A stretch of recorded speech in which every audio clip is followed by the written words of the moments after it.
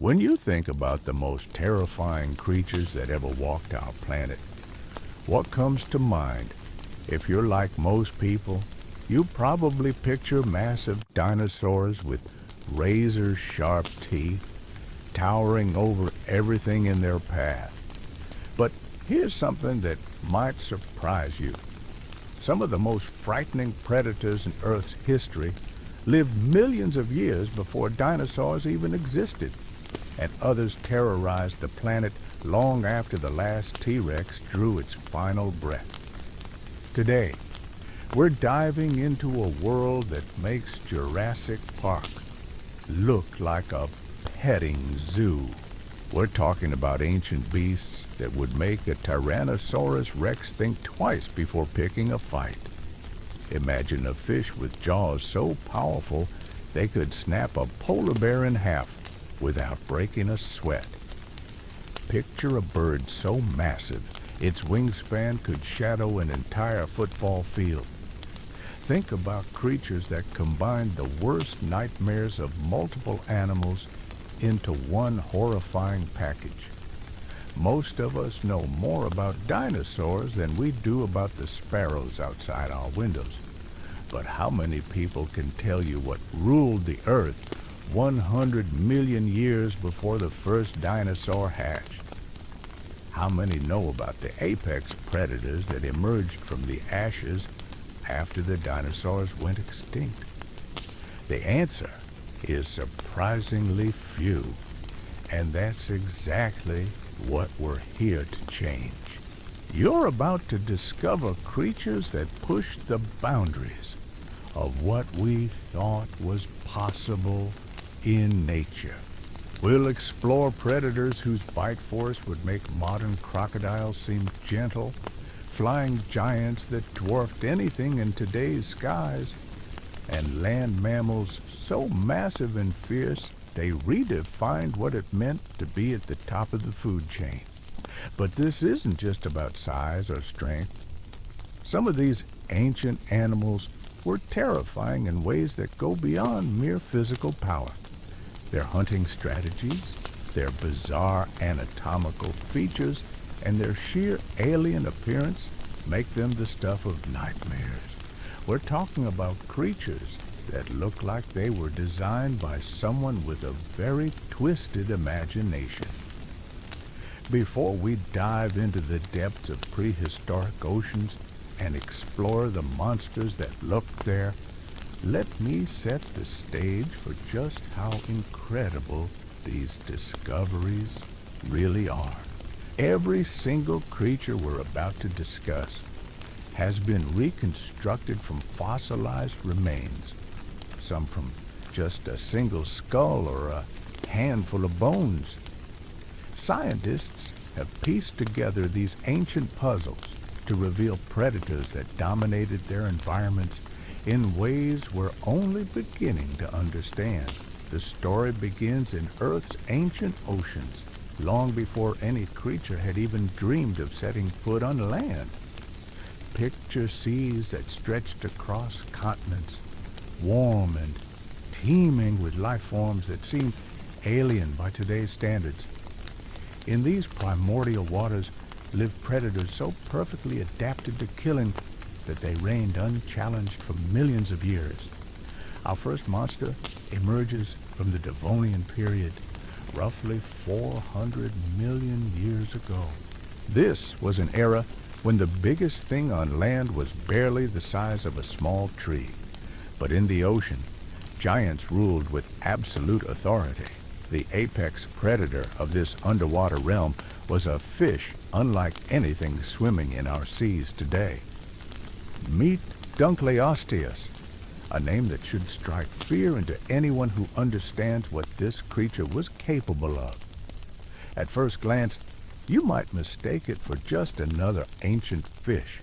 But look closer, and you'll realize you're staring at one of the most efficient killing machines ever created by evolution. This wasn't some bottom-dwelling scavenger or peaceful filter feeder. This was a mid-water hunter, built for one purpose: destroying anything that moved. The most striking feature of Dunlopius was its head, which looked like it had been forged in the depths of some prehistoric hell. But here's where things get really interesting. Despite being one of history's most fearsome predators, Dunlopius didn't have a single tooth in its head. Instead, it possessed something far more terrifying. Where you might expect to see rows of sharp teeth, Dunlopius had bony plates that formed cutting edges, sharper than any blade. These weren't just random bone protrusions either. They were precision-engineered weapons that sharpened themselves every time the jaws closed, like a biological knife sharpener that got deadlier with every bite. The mechanics of how this creature killed its prey reads like something out of a horror movie. Scientists have discovered that Dunlopius could open its jaws so rapidly that it created a vacuum effect, literally sucking smaller prey into its mouth like some kind of organic garbage disposal. But for larger prey, it relied on something even more devastating: pure crushing power. When researchers calculated the bite force of a moderately sized Dunlopius, the numbers were staggering. We're talking about a creature that could exert over 4,000 newtons of force at the edges of its jaws, with the central cutting points delivering even more devastating pressure. To put that in perspective, a modern polar bear, one of the most powerful biters alive today, can only manage about half that force. But raw power was just part of what made Dunlopius so terrifying. This wasn't some slow-moving ambush predator waiting for prey to stumble into its path. Despite reaching lengths that some estimates put at over 30 feet and weighing as much as several cars combined, Dunlopius was surprisingly fast. It could cruise through ancient seas at speeds that would impress even modern marine predators. As the undisputed king of Devonian oceans, Dunlopius fed on sharks, other armored fish, and pretty much anything else it could catch.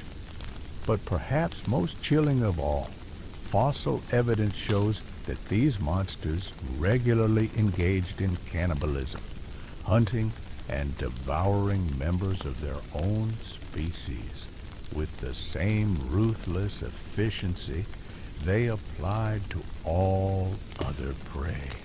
This cannibalistic behavior wasn't just occasional opportunism either.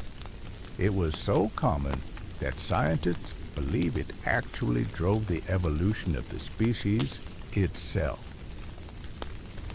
Think about the implications of that for a moment. These creatures were so perfectly adapted to killing that their own kind became their primary evolutionary pressure. The strongest, most heavily armored individuals survived not because they could better hunt fish or avoid other predators, but because they could survive attacks from other Dunlopius.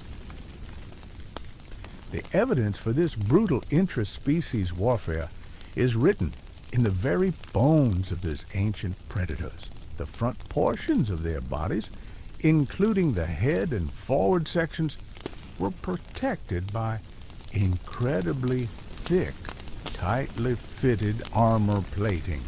But the rear half of their bodies remained completely unprotected, which seems strange for such a successful predator, until you understand their hunting strategy. Dunlopius attacked head-on, going straight for the most vital organs of its prey without giving them a chance to retaliate.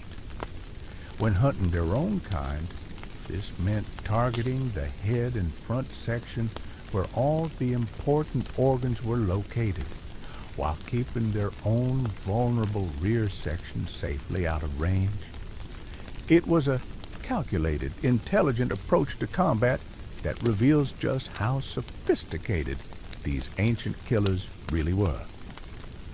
For over 50 million years, Dunlopius dominated the oceans with this strategy, evolving into an ever more perfect predator. But even the most successful evolutionary designs eventually meet their match, and for these apex predators, that match came in the form of catastrophic environmental change. The extinction of Dunlopius coincided with two massive extinction events that reshaped life on Earth. The exact cause remains a mystery that scientists are still trying to solve. Some theories point to asteroid impacts or supernova explosions, cosmic catastrophes that would have altered the very chemistry of the oceans. Others suggest that the growth of vast forests on land changed river systems, leading to oxygen depletion in coastal waters where these predators hunted. Whatever the cause, the result was absolute. A predator that had ruled unchallenged for millions of years, perfectly adapted to its environment and seemingly invincible, vanished completely from Earth's oceans. It's a sobering reminder that even the most successful evolutionary designs can be undone by forces beyond their control. But Dunlopius wasn't the only nightmare lurking in these ancient seas. Swimming alongside this apex predator was another creature that, while much smaller, possessed an appearance so bizarre and unsettling that it deserves its place among history's most frightening animals. Doriaspis was a jawless fish that looked like something that had escaped from an alien world. At only 6 inches long, it posed no threat to larger creatures, but its appearance was so strange and intimidating that it captures the imagination in ways that size alone cannot achieve. Picture a creature that seemed to combine elements of a spear, a shield, and something that might have crawled out of your worst nightmare. The upper surface of its body resembled a turtle shell, while its belly remained flat and smooth. But it was the bizarre protrusions extending from its body that truly set Doriaspis apart from anything else in the ancient sea. From the sides of its body extended 2 long, almost circular bony projections that defied easy explanation. These weren't fins in any conventional sense, nor were they wings, despite their vague resemblance to flight appendages. Some specimens showed these protrusions with serrated edges, like organic saw blades jutting from the creature's flanks. Their purpose remains one of paleontology's most intriguing puzzles. Scientists have proposed numerous theories about these mysterious extensions. Perhaps they help the fish maintain balance while swimming in mid-water, acting like biological stabilizers. Maybe they served as species recognition markers, helping these ancient fish identify their own kind in the murky depths. Some researchers have even suggested they might have been specialized tools for digging through sediment on the ocean floor. Though this theory raises more questions than it answers, the mystery deepens when you consider the central spike protruding from beneath Doriaspis' mouth. Unlike the spikes and rostrums found on modern fish, this projection pointed downward rather than forward, creating an almost drill-like appearance. If these creatures did indeed use this spike for bottom feeding, they could have stirred up sediment with surgical precision, bringing hidden morsels directly into their line of sight and within easy reach of their mouths. But here's where things get really puzzling. We still don't know for certain where or how these creatures actually lived.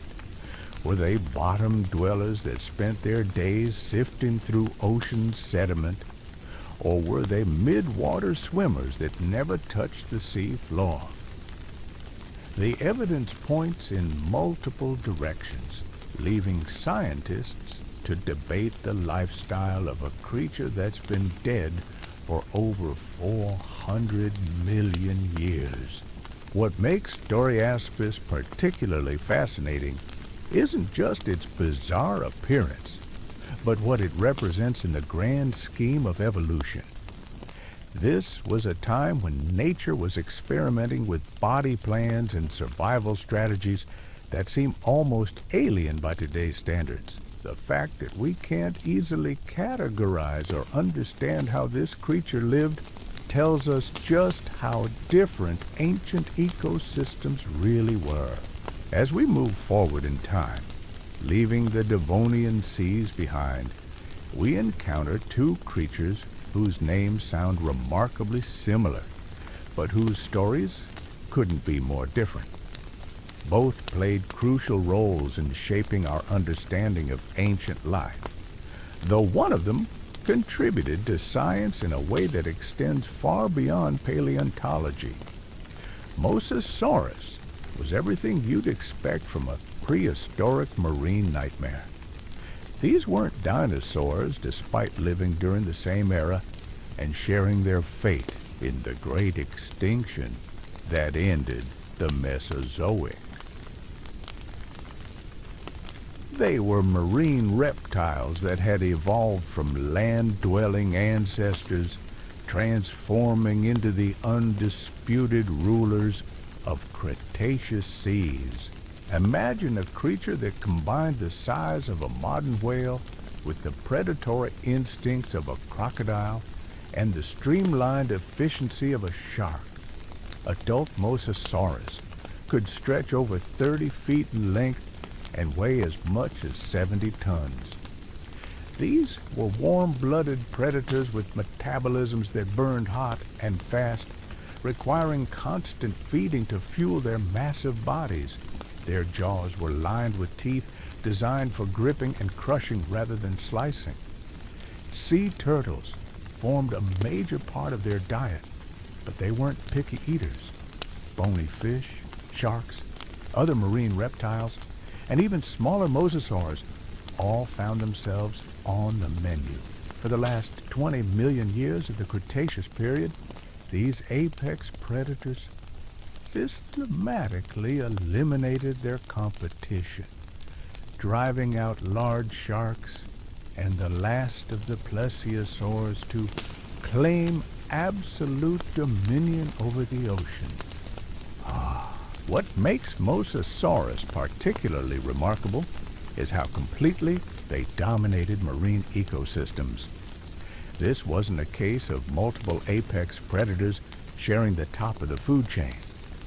These were the undisputed kings of their domain with no serious challenges for millions of years. Their success was so complete that their extinction alongside the dinosaurs left a vacuum in marine ecosystems that took millions of years to fill. But as impressive as Mosasaurus was, its smaller and more humble relative played a far more significant role in advancing human knowledge. Mesosaurus was an unremarkable freshwater reptile that lived nearly 300 million years ago. At just over 3 feet in length, it fed on small crustaceans and other tiny prey, living a quiet existence in the rivers and lakes of the early Permian period. What made Mesosaurus extraordinary wasn't its size or hunting prowess, but where its fossils were discovered. In the early 20th century, scientists found identical Mesosaurus remains on 2 continents, separated by thousands of miles of ocean, South America and South Africa. This discovery posed a fascinating puzzle. that would ultimately revolutionize our understanding of Earth itself. The key insight was that Mosasaurus couldn't possibly have crossed the Atlantic Ocean. These were freshwater animals that couldn't survive in salt water for extended periods. Yet somehow, identical species had existed on both sides of what is now the Atlantic. The only logical explanation was that these continents had once been connected, allowing freshwater creatures to move freely between what are now separate land masses. This observation became one of the crucial pieces of evidence supporting the theory of continental drift, proposed by German meteorologist Alfred Wegener in the early 1900s. While Wegener's original hypothesis required significant revision, it eventually evolved into our modern understanding of plate tectonics, fundamentally changing how we view our planet's geological history. It's remarkable to think that a humble 3-foot lizard that lived nearly 300 million years ago would play such a pivotal role in advancing Earth science. Mosasaurus shows us that sometimes the most important scientific discoveries come from the most unexpected places, and that every fossil, no matter how small or seemingly insignificant, has the potential to unlock profound truths about our world. Now, as we transition from the ancient oceans to the world that emerged after the dinosaurs, we encounter a completely different category of terrifying predators. When the great extinction event that ended the Mesozoic era wiped out the dinosaurs, it created opportunities for entirely new groups of animals to rise to prominence.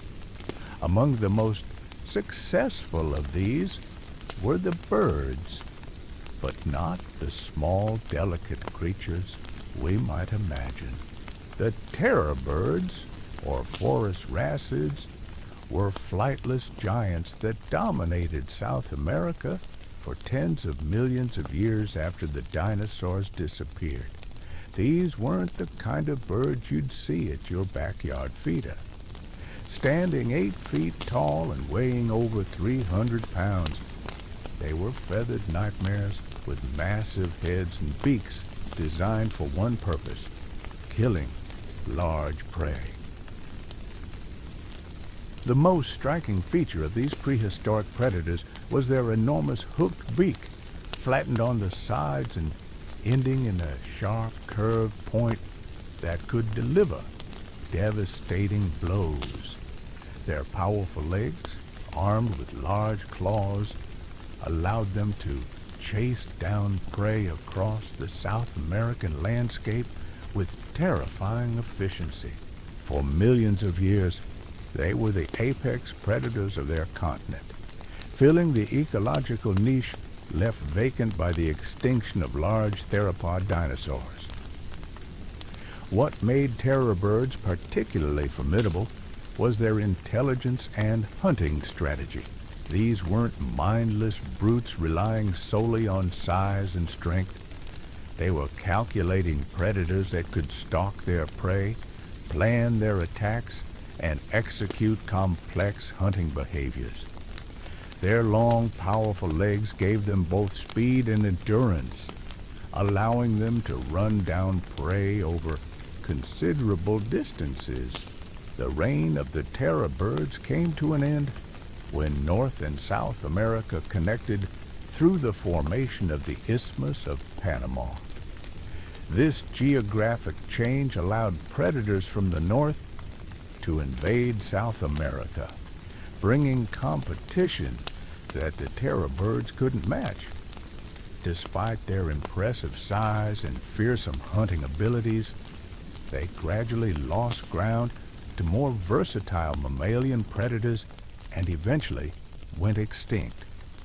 But while some birds were giving up flight to become terrestrial hunters, Others were taking the opposite approach, evolving into aerial giants that dominated the skies in ways no modern bird can match. Meet Argentavis, a creature that redefined what it meant to be a flying predator, with a wingspan stretching nearly 23 feet from tip to tip. Argentavis wasn't just big for a bird, it was big by any standard. To put that in perspective, this prehistoric giant's wings were only about 10 feet shorter than those of an F-16 fighter jet. Standing on the ground, it reached 6 feet in height, making it roughly the size of a tall human being.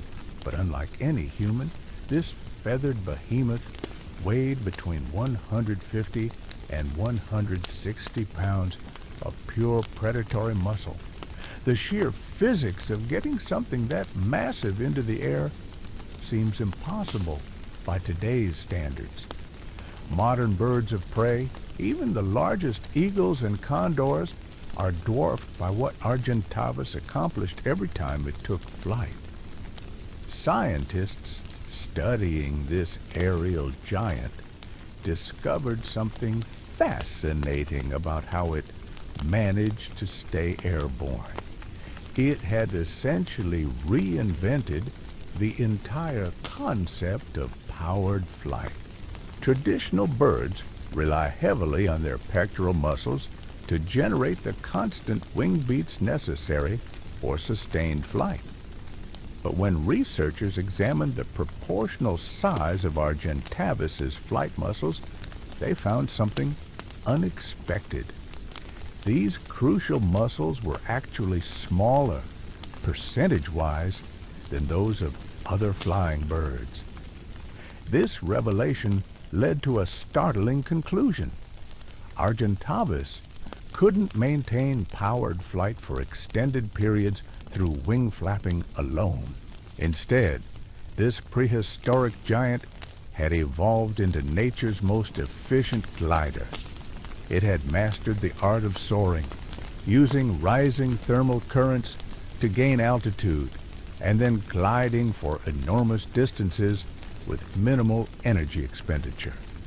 Picture a creature the size of a small airplane, effortlessly riding air currents across ancient South American landscapes, scanning the ground below with the patience of a seasoned hunter. The challenge wasn't staying aloft once airborne, it was getting off the ground in the first place.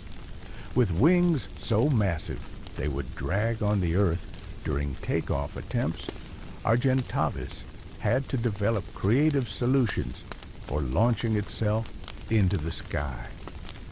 Scientists believe it used a combination of running takeoffs, jumping from elevated positions, and timing its launches to coincide with favorable wind conditions that would provide the initial lift needed to become airborne. Once in the air, Argentavis transformed into something truly spectacular. It could soar for hours without expending significant energy, covering vast distances as it searched for food. But here's where the story takes an interesting turn. Despite its fearsome size and commanding presence in the skies, Argentavis wasn't actually hunting live prey in the traditional sense. This aerial giant was a scavenger, one of the most efficient scavengers that ever lived. Rather than risking injury by attacking healthy animals, Argentavis had discovered a much safer and more reliable feeding strategy. It would patrol enormous territories from high altitude, using its exceptional eyesight to spot carrion from miles away. When it located a fresh carcass, it would descend to claim its meal, using its massive size to intimidate any smaller scavengers that might already be feeding. The beauty of this strategy becomes clear when you consider the ecosystem Argentavis lived in. South America during the Miocene epoch was dominated by those flightless terror birds we discussed earlier. These ground-based predators were highly efficient killers, regularly bringing down large prey animals. But they couldn't carry their kills to safe locations, and they couldn't defend carcasses indefinitely. This created a perfect opportunity for an aerial scavenger willing to wait for the right moment. Argentavis had essentially perfected the art of being a patient opportunist. It would follow terror bird hunting parties from high altitude, waiting for them to make a kill, and then either waiting for them to leave or using its superior size to drive them away from their own prey. It was a brilliant ecological strategy that required minimal energy expenditure while providing reliable access to high-quality food sources. The efficiency of this lifestyle extended to every aspect of Argentavis's biology. Despite its massive size, it required surprisingly little food to survive, needing only 5 to 11 pounds of meat per day. For a creature weighing over 150 pounds, this was remarkably economical. This low metabolic demand, combined with its energy-efficient flight style, allowed Argentavis to thrive in environments where more active predators might struggle. Scientists believe this efficient lifestyle contributed to exceptional longevity for these prehistoric giants. Evidence suggests that Argentavis could live for several decades, an impressive lifespan that reflects the success of its evolutionary strategy. These birds followed what biologists call a K strategy, maintaining small, stable populations within the carrying capacity of their environment, rather than reproducing rapidly and competing intensively for resources. This reproductive strategy was perfectly suited to their lifestyle as aerial scavengers. Argentavis laid only 1 or 2 eggs every couple of years, investing heavily in the care and education of each offspring. Young birds would remain with their parents for extended periods, learning the complex skills needed to master thermal soaring and locate food sources across vast territories. But even the most successful evolutionary strategies eventually meet their limits. Despite dominating South American skies for millions of years, Argentavis couldn't adapt to the changing world of the Pliocene epoch. As climates shifted and ecosystems transformed, the giant scavenger found itself unable to compete with more adaptable species. Today, only fossilized remains preserve the memory of these aerial titans. The extinction of Argentavis marked the end of an era in which the skies belonged to giants. Never again would birds achieve such massive proportions while maintaining the ability to fly. The physics of flight, combined with changing environmental conditions, seemed to favor a smaller, more maneuverable species over the lumbering giants of the Miocene. As we leave the realm of prehistoric birds and venture into the age of mammals, we encounter creatures that redefined what it meant to be large, powerful, and terrifying on land. The extinction of the dinosaurs had left enormous ecological niches vacant, and mammals were quick to evolve into these empty spaces.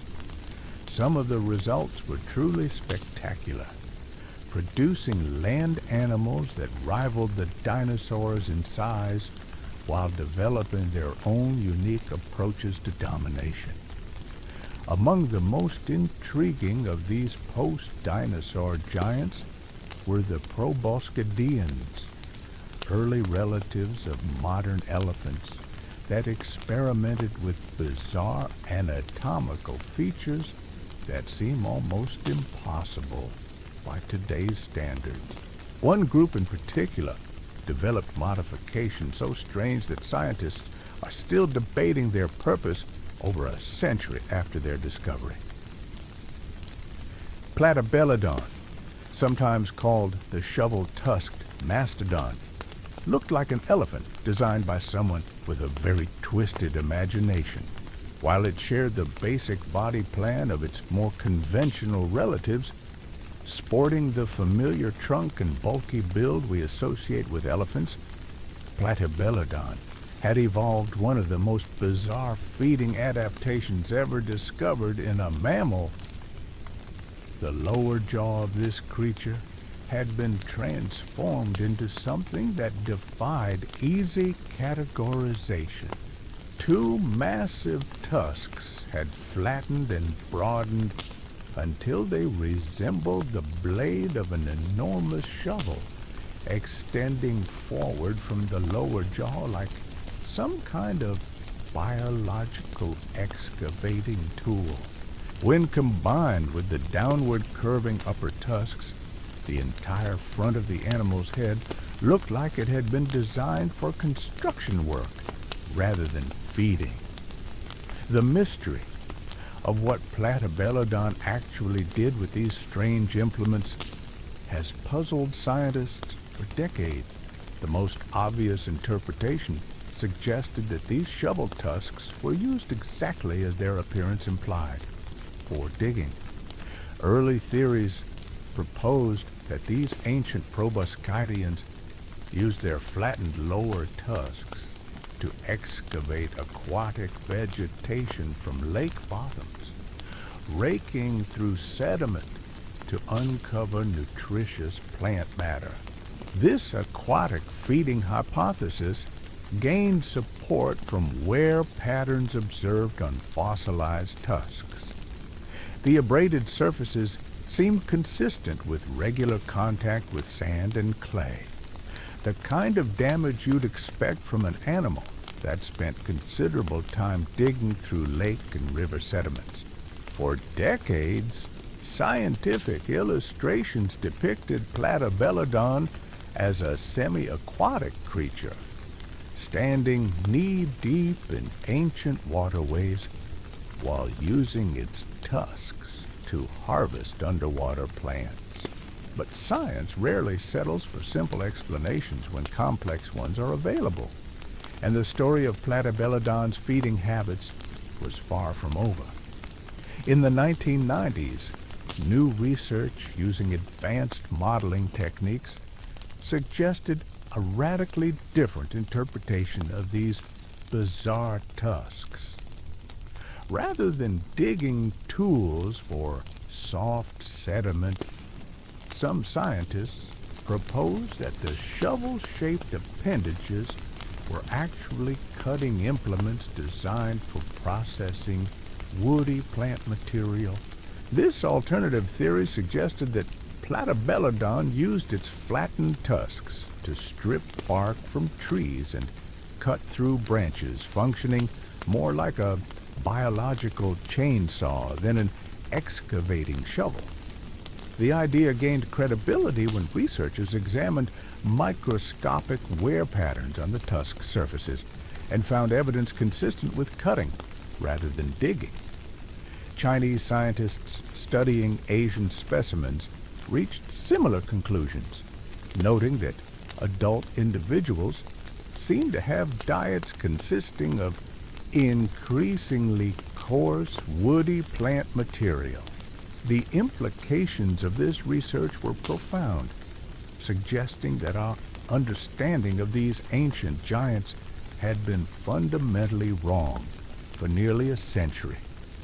Instead of peaceful lake dwellers peacefully harvesting aquatic plants, Platabelladon may have been aggressive forest clearers, using their specialized tusks to process woody vegetation with unprecedented efficiency. But The mystery of Platabelladon extends beyond just their feeding habits.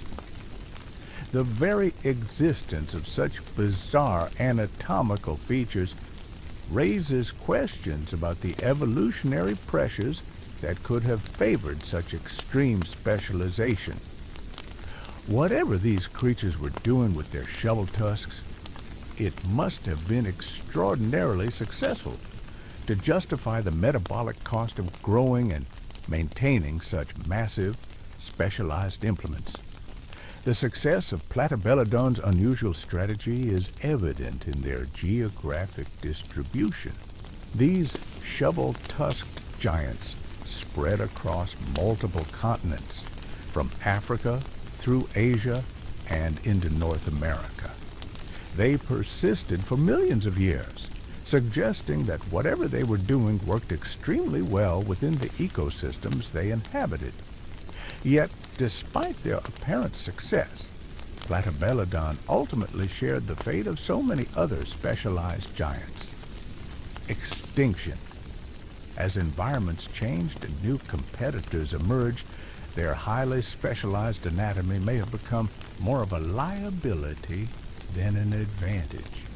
The ability to process specific types of vegetation with extreme efficiency became useless when those vegetation types disappeared or became scarce. The story of Platabelladon illustrates one of evolution's most important lessons. Specialization can be both a pathway to success and a road to extinction. These creatures had evolved such specific adaptations for their chosen lifestyle that they became unable to adapt when circumstances changed. It's a pattern we see repeated throughout the fossil record, from the massive predatory fish of ancient oceans to the giant scavenger birds of prehistoric skies. As we move deeper into the age of mammals, we encounter predators that combined size with intelligence in ways that created some of the most formidable hunters ever to walk the earth. These weren't the simple, instinct-driven killers of earlier eras, but sophisticated predators capable of complex behaviors and strategic thinking. The discovery of one such predator reads like an adventure story, complete with remote expeditions, mysterious fossils, and scientific debates that continue to this day. In the harsh landscapes of Mongolia's Gobi Desert, where summer temperatures can reach scorching extremes and winter cold can be equally brutal, American paleontologist Roy Chapman Andrews was leading one of the most ambitious fossil hunting expeditions ever attempted. The year was 1923, and Andrews's team was systematically exploring sedimentary formations that promised to reveal secrets of ancient Asian ecosystems. What they found exceeded their wildest expectations. A skull so massive and so perfectly preserved that it seemed almost too good to be true. The bone was nearly 3 feet long and over 2 feet wide, belonging to a creature that had lived approximately 40 million years ago. Initially, scientists weren't sure what they were looking at. The skull's combination of features seemed to defy easy classification, resembling elements from multiple different animal groups. Some experts initially suggested it might belong to a giant member of an extinct group of hoofed mammals, creatures that combined bovine bodies with boar-like heads in ways that seemed to echo ancient mythological beasts. But further analysis revealed something far more extraordinary. This wasn't a plant-eating ungulate at all, but rather a predator of unprecedented proportions. When fully reconstructed, the creature that owned this massive skull would have measured between 12 and 14 feet in length, with a tail adding another 5 feet to its total length. Conservative weight estimates placed it at over a ton, making it quite possibly the largest terrestrial carnivorous mammal that ever lived. The predator was given the name Arcus, honoring Roy Chapman Andrews and his groundbreaking expedition. But despite nearly a century of searching, that original skull remains the only significant fossil evidence we have of this prehistoric giant. No other bones, no additional skulls, no traces of related species have ever been discovered. It's as if Arcus appeared briefly in the fossil record and then vanished without a trace. This lack of additional evidence has led to some intriguing speculation within the paleontological community. Some scientists wonder whether Arcus was truly a distinct species or perhaps an unusually large individual of a more common but less spectacular predator. The absence of any supporting fossil evidence over nearly 100 years of intensive searching is genuinely puzzling for a creature that supposedly lived for millions of years across vast territories. But if we accept the evidence at face value, Arcus represents something truly remarkable. A mammalian predator that achieves sizes rivaling the great theropod dinosaurs, while living in a world supposedly dominated by much smaller creatures. The skull's proportions suggest a predator built for power rather than speed, with jaws capable of crushing bones and processing the largest prey animals of its era. The appearance of Arcus, as reconstructed from its single skull, evokes something primal and terrifying. There's something almost werewolf-like about the creature's proportions, a combination of canine features with impossible size that taps into our deepest evolutionary fears. It's the kind of predator that seems designed to haunt nightmares, a creature that bridges the gap between the familiar and the utterly alien. The mystery surrounding Arcus extends beyond just the scarcity of fossil evidence. The very ecosystem it supposedly inhabited seems almost too small to have supported such a massive predator. What could a 2-ton carnivorous mammal have hunted in the forests and grasslands of Eocene Asia? What kind of prey base could have sustained a population of such enormous predators? These questions highlight one of paleontology's greatest challenges: reconstructing entire ecosystems from fragmentary evidence. A single skull, no matter how impressive, can only tell us so much about how an animal lived, what it ate, and how it interacted with its environment. Without additional fossil evidence, Arcus remains more mystery than fact, a tantalizing glimpse of possibilities that may or may not reflect ancient realities. The story of Arcus also illustrates how scientific discovery often raises more questions than it answers. Each new fossil find has the potential to revolutionize our understanding of ancient life, but it can also introduce new puzzles that may take decades or centuries to solve. Sometimes the most important discoveries are the ones that force us to admit how much we still don't know about the history of life on Earth. As we near the end of our journey through these prehistoric nightmares, it's worth reflecting on what these creatures tell us about the nature of life itself. From the crushing jaws of Dunlopius to the bizarre tusks of Platabelladon, from the soaring wings of Argentavis to the mysterious skull of Arcus, each represents a unique solution to the fundamental challenge of survival. These weren't random monsters dreamed up by overactive imaginations.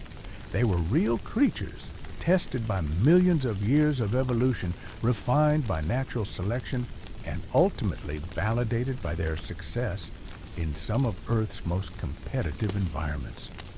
Each bizarre feature, each seemingly impossible adaptation, served a specific purpose in helping these animals thrive in their respective ecosystems. Yet, for all their success, for all their perfect adaptation to their environments, every single one of these creatures ultimately faced extinction. Size, strength, intelligence, and specialization all proved insufficient when faced with the ultimate test, environmental change. The lesson is both humbling and sobering. A reminder that even the most successful evolutionary strategies are temporary solutions to temporary problems. The patterns we see in these ancient nightmares reveal something profound about the nature of evolutionary success and failure. Each creature we've explored represents millions of years of refinement, countless generations of natural selection sculpting predators so perfectly adapted to their environments that they seemed invincible. Yet here we are, discussing them as extinct curiosities rather than living threats. What's particularly fascinating is how these prehistoric monsters influenced the very fabric of their ecosystems in ways that extended far beyond their immediate predatory impact. Take the terror birds we discussed earlier. Their dominance in South America didn't just shape what animals lived and died during their reign. It fundamentally altered the evolutionary trajectory of entire continents. For over 20 million years, these flightless giants held South America in an iron grip of feathered terror, but their influence extended into realms we're only beginning to understand. The mammals that survived alongside them were forced to evolve strategies specifically designed to avoid detection and escape from creatures that could run faster than most modern predators while delivering killing blows with surgical precision. Small mammals became experts at hiding, developing enhanced senses and lightning-fast reflexes. Medium-sized creatures evolved armor-like shells or learned to live in environments where giant birds couldn't follow. The entire ecosystem bent around the reality of living under the shadow of these apex predators, creating evolutionary pressures that shaped millions of years of mammalian development. When the terror birds finally met their match and went extinct, the mammals they had been terrorizing suddenly found themselves in a world without their primary predators. This liberation triggered what scientists call an adaptive radiation, an explosion of evolutionary experimentation as surviving species rushed to fill empty ecological niches. Some grew larger, some developed new feeding strategies, and some evolved into predators themselves. This pattern of predator-driven evolution played out repeatedly throughout Earth's history, but perhaps nowhere more dramatically than in the aftermath of the great marine extinctions that claimed creatures like Dunlopius. When these armored titans disappeared from ancient seas, they left behind an aquatic world fundamentally altered by their millions of years of dominance. The seas that emerged after their extinction were different in ways both obvious and subtle. Fish that had spent countless generations developing armor to protect against crushing jaws suddenly found that armor unnecessary. Swimming speeds that had been shaped by the need to escape from 30-foot predators became excessive for the new reality. Entire body plans that had been refined by the constant threat of being crushed by bone-shearing jaws suddenly became evolutionary baggage. But nature, as always, abhors a vacuum. The empty apex predator niches didn't remain vacant for long. New predators emerged, creatures like the massive sharks that would eventually grow to rival Dunlopius in size while developing entirely different hunting strategies. These weren't heavily armored rams built for crushing attacks, but sleek, efficient killers that relied on speed and maneuverability rather than brute force. The transition from one type of apex predator to another reveals something crucial about how evolution responds to catastrophic change. Success in one era doesn't guarantee survival into the next. The very traits that make a species perfectly adapted to its environment can become liabilities when that environment changes. Dunlopius's crushing jaws and heavy armor made it invincible in Devonian seas, but those same features may have made it too specialized to adapt when ocean chemistry began to shift. This principle extends beyond individual species to entire evolutionary strategies. The age of armored fish gave way to the age of sharks, which eventually yielded to the era of marine reptiles like Mosasaurus. Each transition represented not just a changing of the guard, but a fundamental shift in what it meant to be a successful marine predator. The flying giants we explored earlier demonstrate the same pattern playing out in 3 dimensions. Argentavis had mastered the ancient skies through a combination of size, efficiency, and strategic scavenging. For millions of years, this approach proved unbeatable.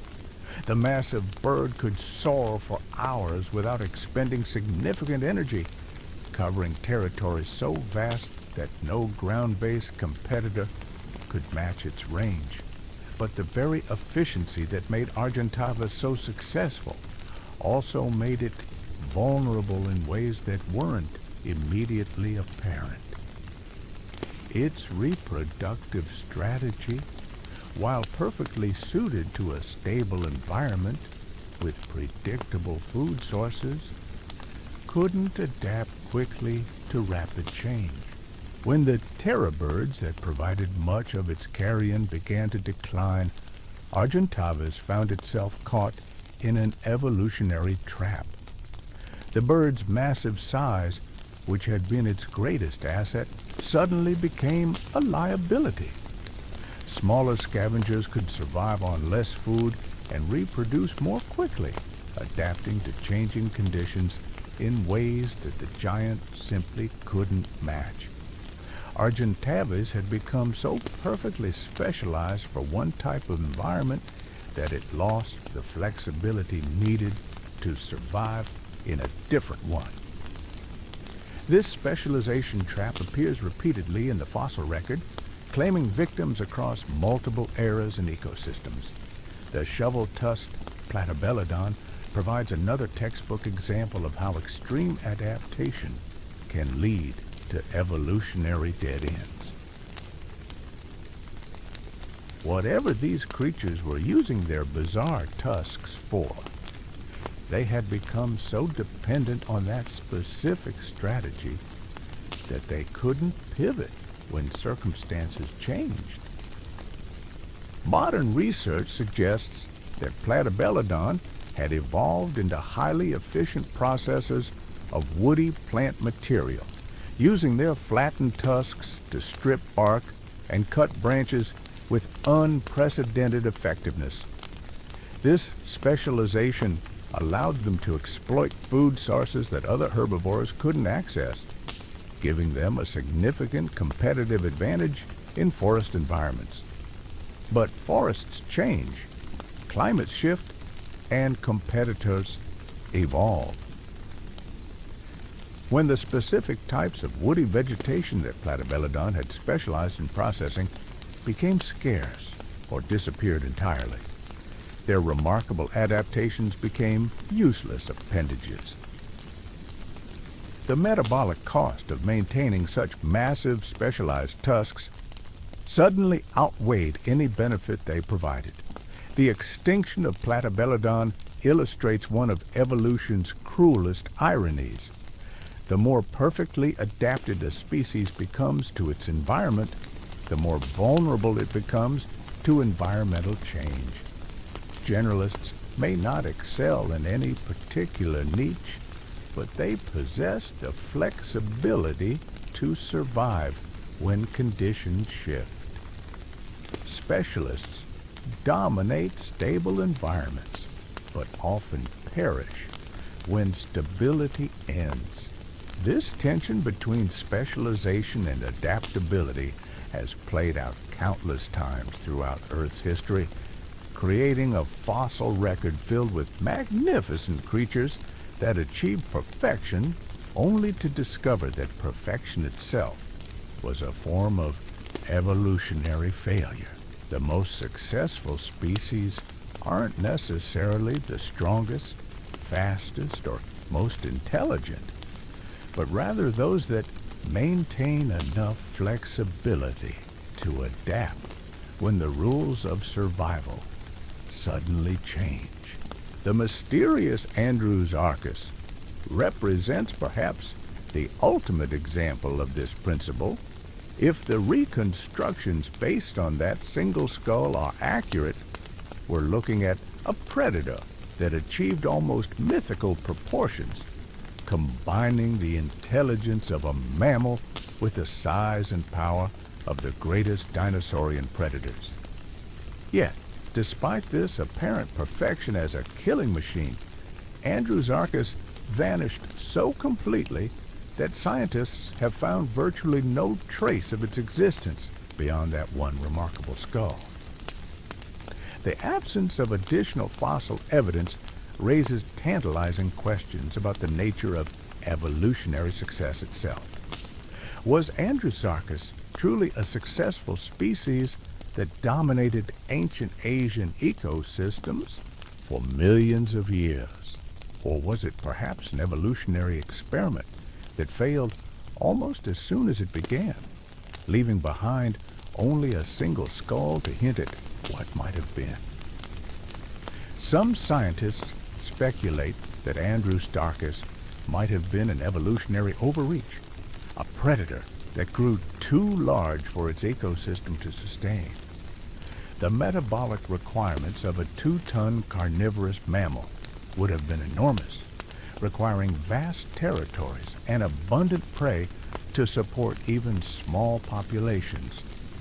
Perhaps the very traits that made individual Arcus so formidable also made the species as a whole unsustainable. This possibility highlights another crucial aspect of evolutionary success. Individual prowess doesn't always translate to species survival. A creature might be perfectly adapted to kill anything it encounters while simultaneously being poorly adapted to maintain viable breeding populations. The most fearsome individual predator in history is evolutionarily meaningless if it can't successfully reproduce and pass on its genes to future generations. The scarcity of Arcus fossils might also reflect the inherent challenges of being an apex predator. Large carnivores have always existed in much smaller numbers than their prey, and their fossils are correspondingly rare. When you combine this natural rarity with the passage of 40 million years and the random nature of fossil preservation, it becomes less surprising that evidence of these giant predators is so scarce. Yet, the tantalizing glimpse we have of Arcus serves as a powerful reminder of how much we still don't know about Earth's prehistoric past. Every year, new discoveries reshape our understanding of ancient ecosystems, revealing creatures that challenge our assumptions about what was possible in bygone eras. The story of life on Earth is far from complete, and some of the most remarkable chapters may still be buried in sediments around the world, waiting for the right expedition to uncover them. The creatures we've explored today represent just a tiny fraction of the monsters that have stalked, swum, and soared across our planet throughout its long history. For every Dunlopius or Argentavis that we know about, there are likely dozens of equally remarkable predators whose existence remains hidden in rocks we haven't yet explored or in fossils we haven't yet discovered. But perhaps what's most remarkable about these prehistoric nightmares isn't their individual stories of success and extinction, but what they collectively reveal about the nature of life itself. Each represents a unique solution to the fundamental challenge of survival, a biological experiment in the laboratory of evolution. Some experiments succeeded for millions of years before ultimately failing. Others may have failed almost immediately, leaving behind only tantalizing hints of their brief existence. The diversity of approaches these creatures took to the business of being apex predators is staggering. Dunlopius relied on crushing power and armored protection. The terror birds combined intelligence with speed and precision strikes. Argentavis mastered energy efficiency and patient opportunism. Platabelladon developed highly specialized feeding apparatus. Arcus, if our reconstructions are correct, achieved unprecedented size and power. Yet for all their different strategies, all these creatures shared certain common threads. They were all perfectly adapted to their respective environments. They all dominated their ecosystems for significant periods of time, and they all ultimately faced extinction when the world changed around them in ways they couldn't adapt to. These patterns repeat throughout the fossil record with almost mathematical precision, suggesting that they reflect fundamental laws of evolutionary biology rather than random historical accidents. The rise and fall of apex predators appears to follow predictable cycles driven by environmental change, competitive pressure, and the inherent limitations of biological systems. Understanding these cycles provides valuable insights not just into the past, but potentially into the future as well. The same forces that shaped the evolution and extinction of these ancient monsters continue to operate today, influencing the survival prospects of modern species in ways that echo across millions of years of evolutionary history. The apex predators of today, from great white sharks to polar bears to tigers, face their own versions of the challenges that ultimately claimed their prehistoric predecessors. Environmental change, habitat loss, and shifting competitive pressures threaten modern giants just as surely as they doomed the monsters of the past. The difference is that today's environmental changes are happening faster than ever before, compressed into decades rather than millennia. The stories of these ancient creatures serve as both inspiration and warning. They demonstrate the incredible creativity of evolution, the remarkable adaptability of life, and the stunning diversity of solutions that biological systems can develop in response to environmental challenges. But they also remind us that no species, no matter how perfectly adapted or successful, is guaranteed survival in a changing world. As we stand at our own evolutionary crossroads, facing unprecedented global changes and challenges, the lessons from these prehistoric nightmares become more relevant than ever. The key to long-term survival may not lie in becoming more specialized or more powerful, but in maintaining the flexibility to adapt when the fundamental rules of existence suddenly change. The monsters we've explored today achieved evolutionary immortality, not through their success, but through their failure. Their extinctions became part of the permanent record of life on Earth, preserved in stone and reconstructed by scientists who marvel at their remarkable adaptations while pondering the forces that ultimately brought them down.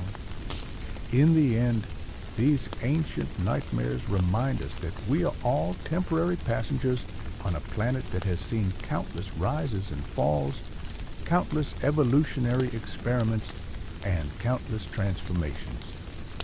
The world that seems so permanent and familiar to us is just the latest chapter in an ongoing story that stretches back billions of years and will continue long after our own species has become part of the fossil record. The true terror of these prehistoric monsters isn't in their crushing jaws, their massive size, or their predatory prowess. It's in what they represent.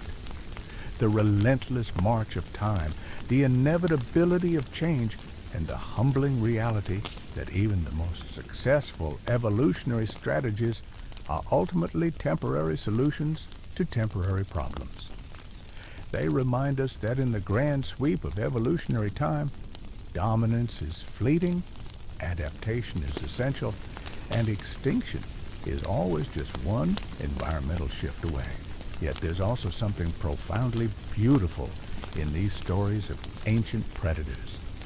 They represent life's endless creativity, its remarkable ability to find new solutions to old problems, and its incredible resilience in the face of catastrophic change. Even when entire ecosystems collapsed and dominant species vanished, life itself persisted, evolved, and eventually flourished again in new and unexpected forms. The legacy of these prehistoric nightmares lives on not just in the fossil record, but in the genetic heritage of every creature alive today. We are all descendants of survivors, inheritors of adaptations forged in the crucible of predator-prey relationships that stretch back hundreds of millions of years. The fear we feel when confronted with images of these ancient monsters reflects evolutionary memories encoded in our DNA, reminders of a time when our ancestors lived in constant danger from creatures that could end their lives in an instant. But we are also inheritors of the strategies that allowed our lineage to survive those dark times. The intelligence, adaptability, and social cooperation that define our species today are the products of millions of years of evolutionary pressure from predators very much like the ones we've explored. In a very real sense, these ancient monsters helped make us who we are, shaping our evolution through the simple act of trying to eat our ancestors. This perspective transforms these creatures from simple objects of fascination or fear into integral parts of our own evolutionary story. They aren't just monsters from the distant past, but essential chapters in the ongoing narrative of life on Earth. Understanding them helps us understand ourselves, our place in the natural world, and our role in the continuing story of evolution. As we continue to discover new fossils and develop new technologies for studying ancient life, our understanding of these prehistoric predators will undoubtedly continue to evolve. New species will be discovered, old theories will be revised, and our picture of ancient ecosystems will become ever more detailed and nuanced. But no matter how much we learn, these creatures will always retain an element of mystery. The vast stretches of time that separate us from them ensure that some aspects of their biology, behavior, and ecology will remain forever unknown. We can reconstruct their skeletons, analyze their feeding habits, and model their biomechanics. But we can never truly know what it was like to encounter one of these giants in the flesh. Perhaps that's as it should be. The mystery surrounding these ancient monsters is part of what makes them so compelling. They exist at the intersection of science and imagination, fact and speculation, knowledge and wonder. They remind us that despite all our technological advances and scientific discoveries, there are still frontiers to explore, mysteries to solve, and stories to uncover. The prehistoric world was populated by creatures so remarkable, so alien, and so terrifying that they challenge our understanding of what life can become given enough time and the right evolutionary pressures.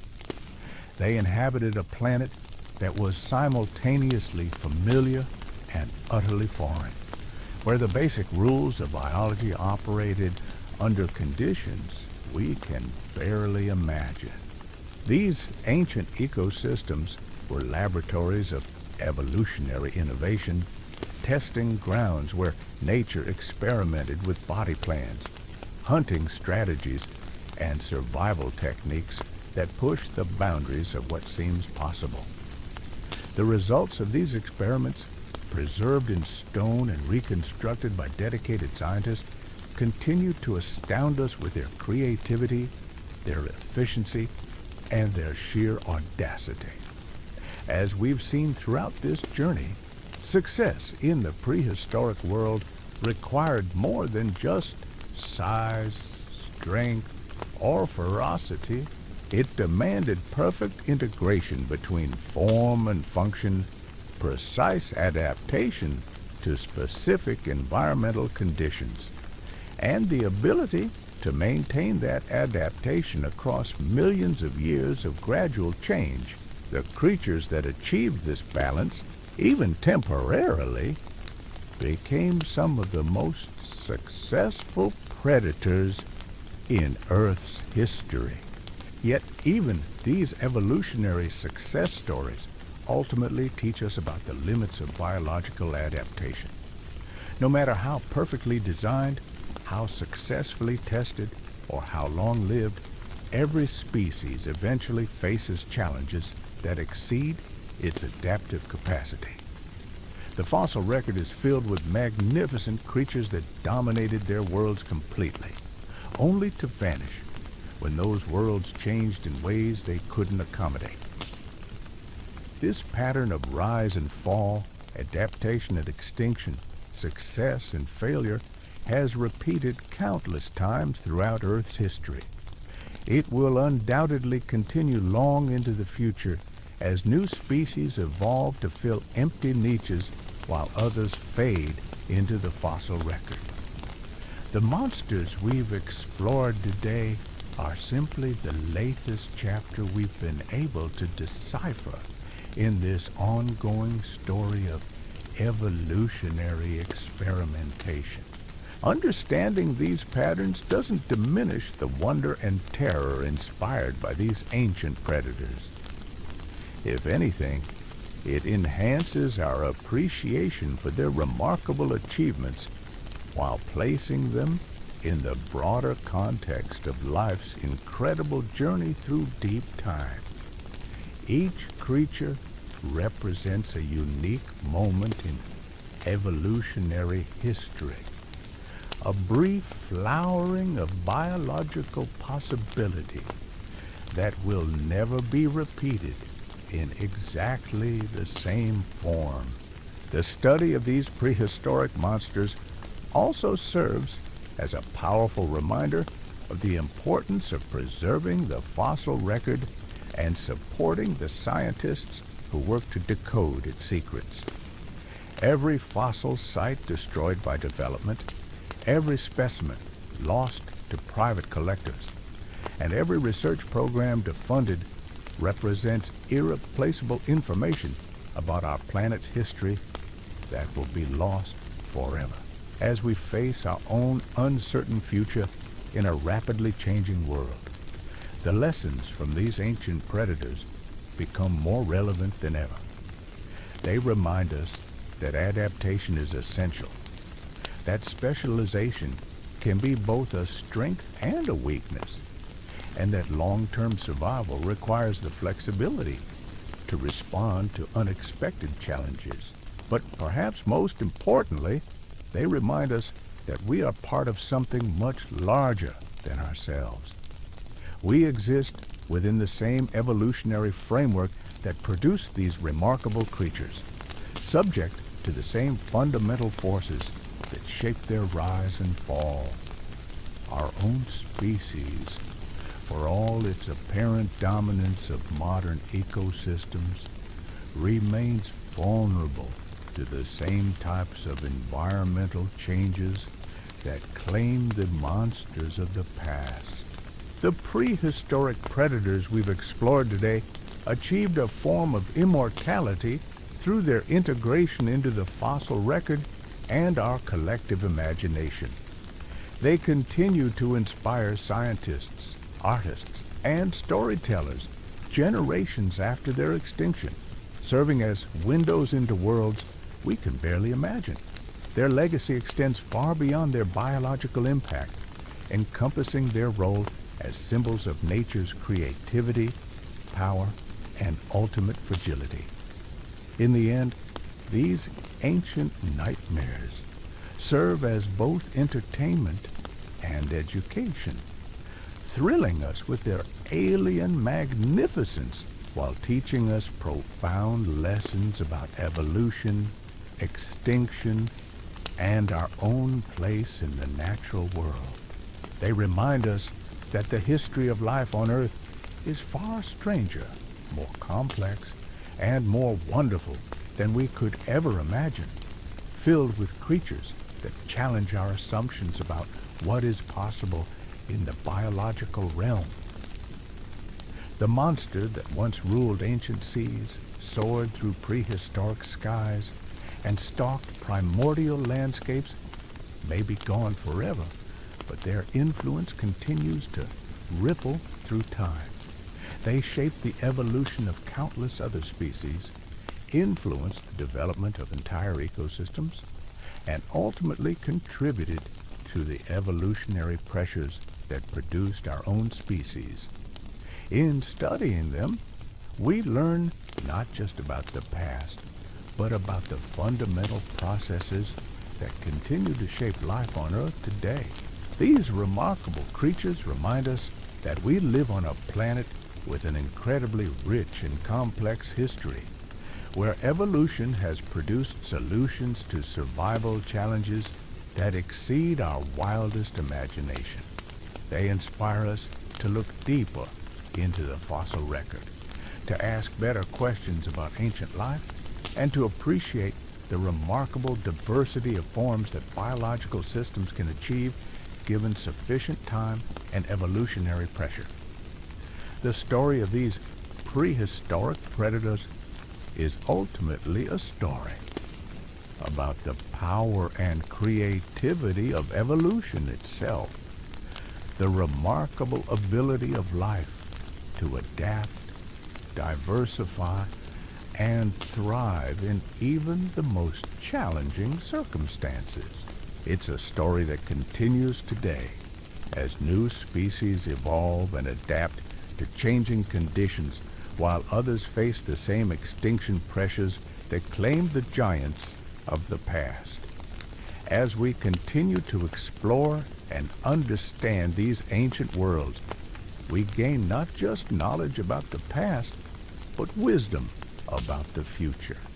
The patterns revealed by studying prehistoric life provide valuable insights into how modern ecosystems function, how species respond to environmental change, and what factors contribute to long-term evolutionary success.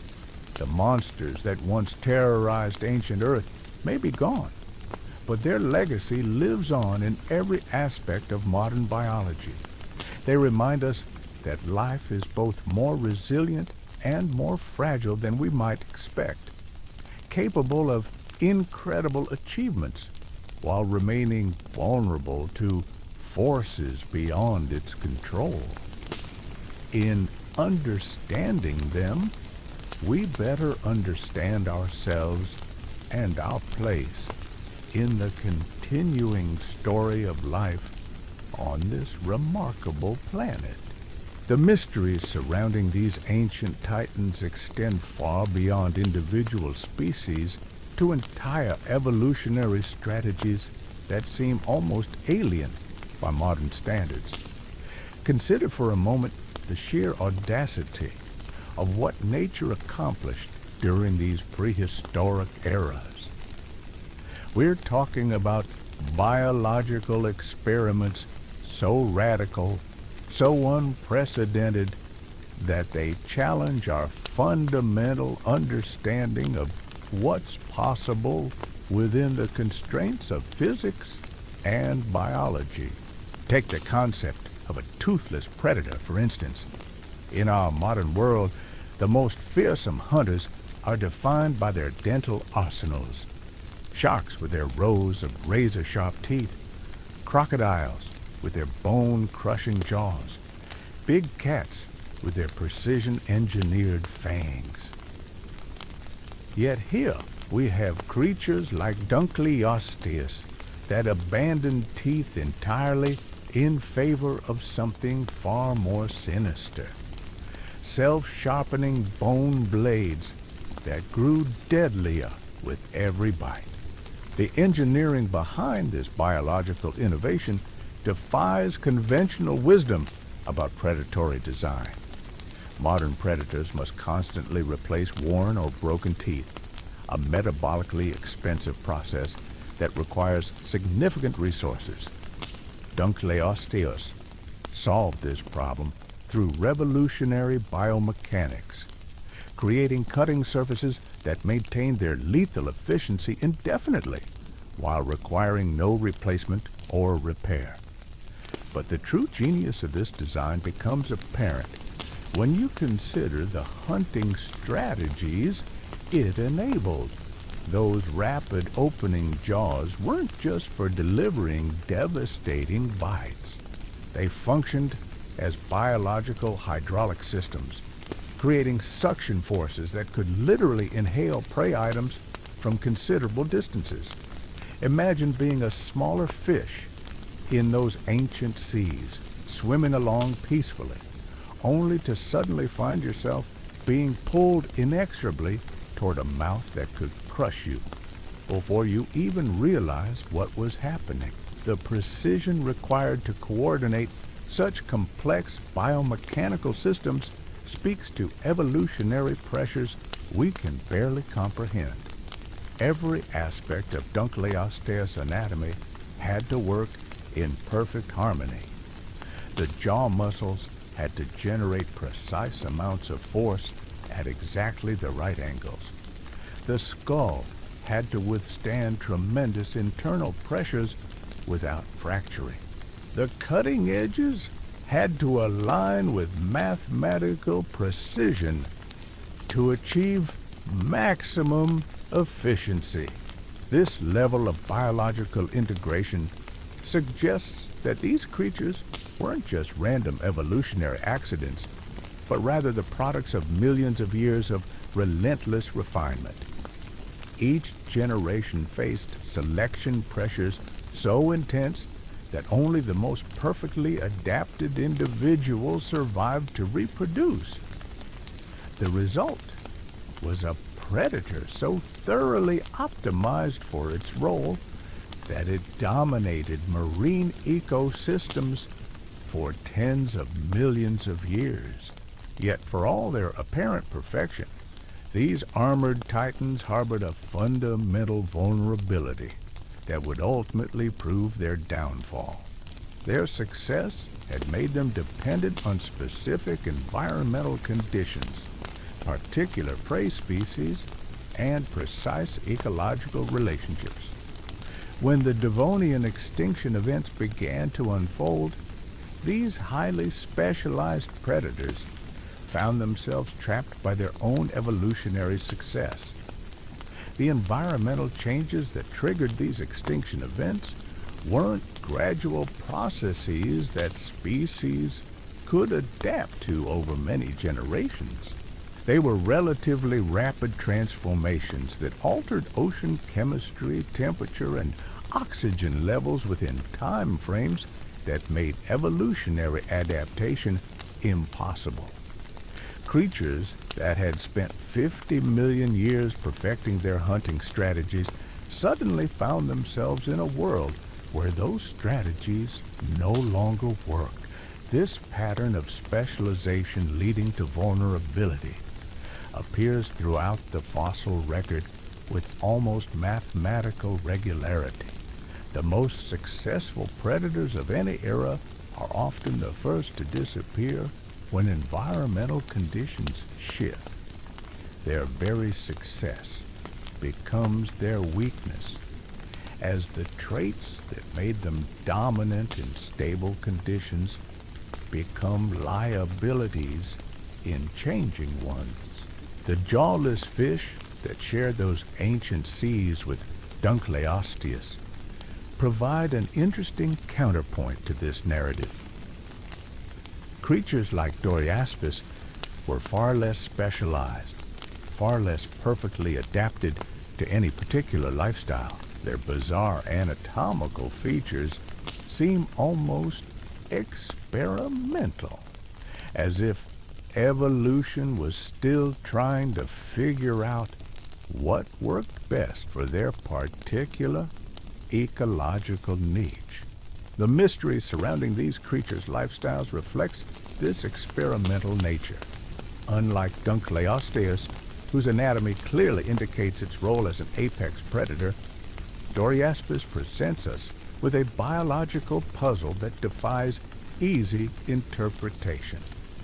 The lateral projections, the central spike, the unusual body plan all suggest a creature that was trying multiple evolutionary strategies simultaneously. This jack-of-all-trades approach might seem less impressive than the focused lethality of Dunlopius, but it may have provided crucial advantages when environmental conditions became unstable. Generalized anatomy allows for behavioral flexibility, the ability to switch feeding strategies or habitat preferences when circumstances demand it.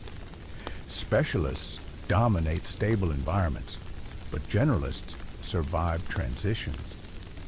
The fossil record suggests that creatures like Doriaspis, while never achieving the apex predator status of their more specialized contemporaries, often persisted longer through periods of environmental upheaval.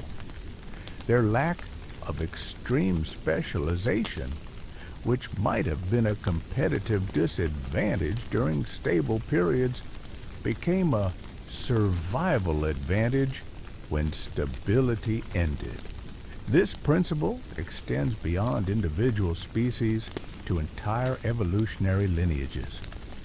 The transition from the age of armored fish to the age of sharks represents more than just a changing of the guard. It reflects a fundamental shift in evolutionary strategy, from heavy specialization to flexible adaptability. The sharks that inherited the oceans after Dunlopius went extinct were built on entirely different principles. Where Dunlopius relied on crushing power and armored protection, sharks emphasized speed, maneuverability, and sensory sophistication. Their cartilaginous skeletons were lighter and more flexible than the bony armor of their predecessors. Their streamlined bodies could change direction rapidly, allowing them to exploit opportunities and avoid threats with equal efficiency. Most importantly, sharks developed what we might call evolutionary modularity. Their basic body plan proved adaptable to an enormous range of ecological niches, from tiny bottom-dwelling species to massive filter feeders to precision predators. This flexibility allowed sharks to survive multiple extinction events that claimed more specialized predators, ultimately making them one of the most enduring success stories in vertebrate evolution. The marine reptiles that later dominated Mesozoic seas continued this trend toward flexible specialization. Creatures like Mosasaurus combined the size and power of apex predators with the behavioral flexibility of intelligent vertebrates. They were warm-blooded, which provided metabolic advantages over their cold-blooded predecessors. But they also maintained diverse feeding strategies that could adapt to changing prey availability. The success of Mosasaurus and its relatives demonstrates how evolution learned from the failures of earlier marine giants.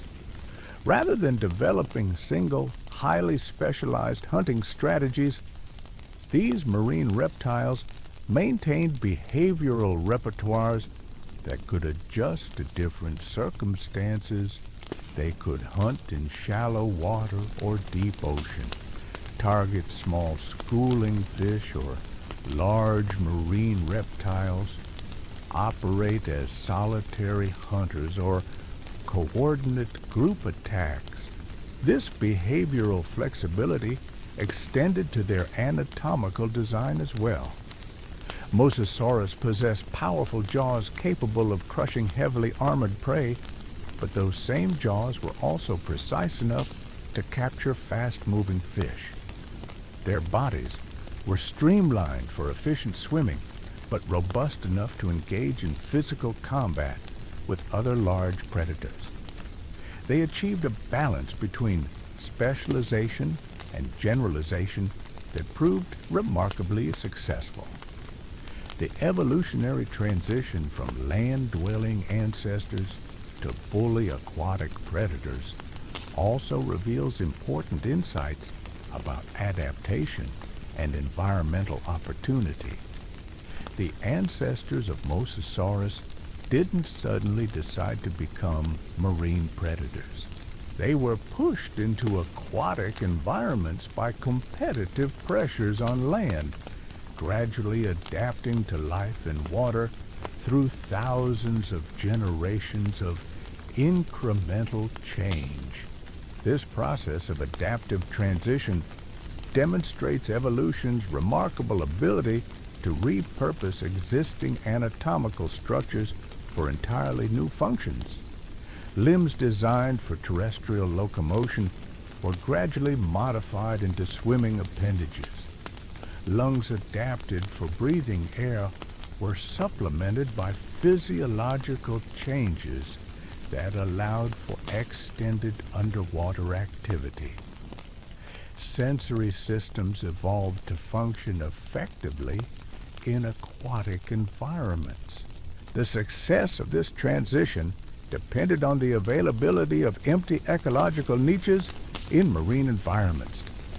The extinction events that had claimed earlier marine predators created opportunities for new lineages to establish themselves. Mosasaurus and its relatives filled these vacant niches so successfully that they dominated marine ecosystems for tens of millions of years.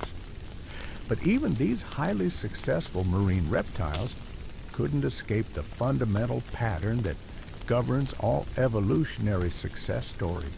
Their dominance was temporary, their adaptation incomplete, their survival contingent on environmental stability they couldn't guarantee. When the great extinction event that ended the Mesozoic era arrived, it claimed marine reptiles, along with dinosaurs and countless other highly successful lineages. The post-extinction world that emerged after this catastrophe looked completely different from what had come before. The ecological niches once filled by giant marine reptiles and terrestrial dinosaurs suddenly became available to entirely new groups of organisms. This created unprecedented opportunities for evolutionary experimentation and adaptive radiation.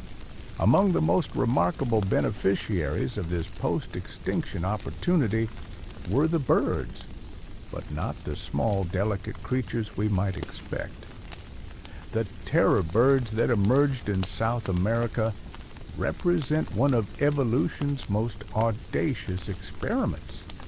Flightless predators that attempted to fill the ecological roles once occupied by dinosaurs. The decision to abandon flight might seem counterintuitive for birds, creatures whose very identity is tied to their mastery of the air. But in the post-extinction world of early South America, terrestrial hunting offered opportunities that aerial predation couldn't match.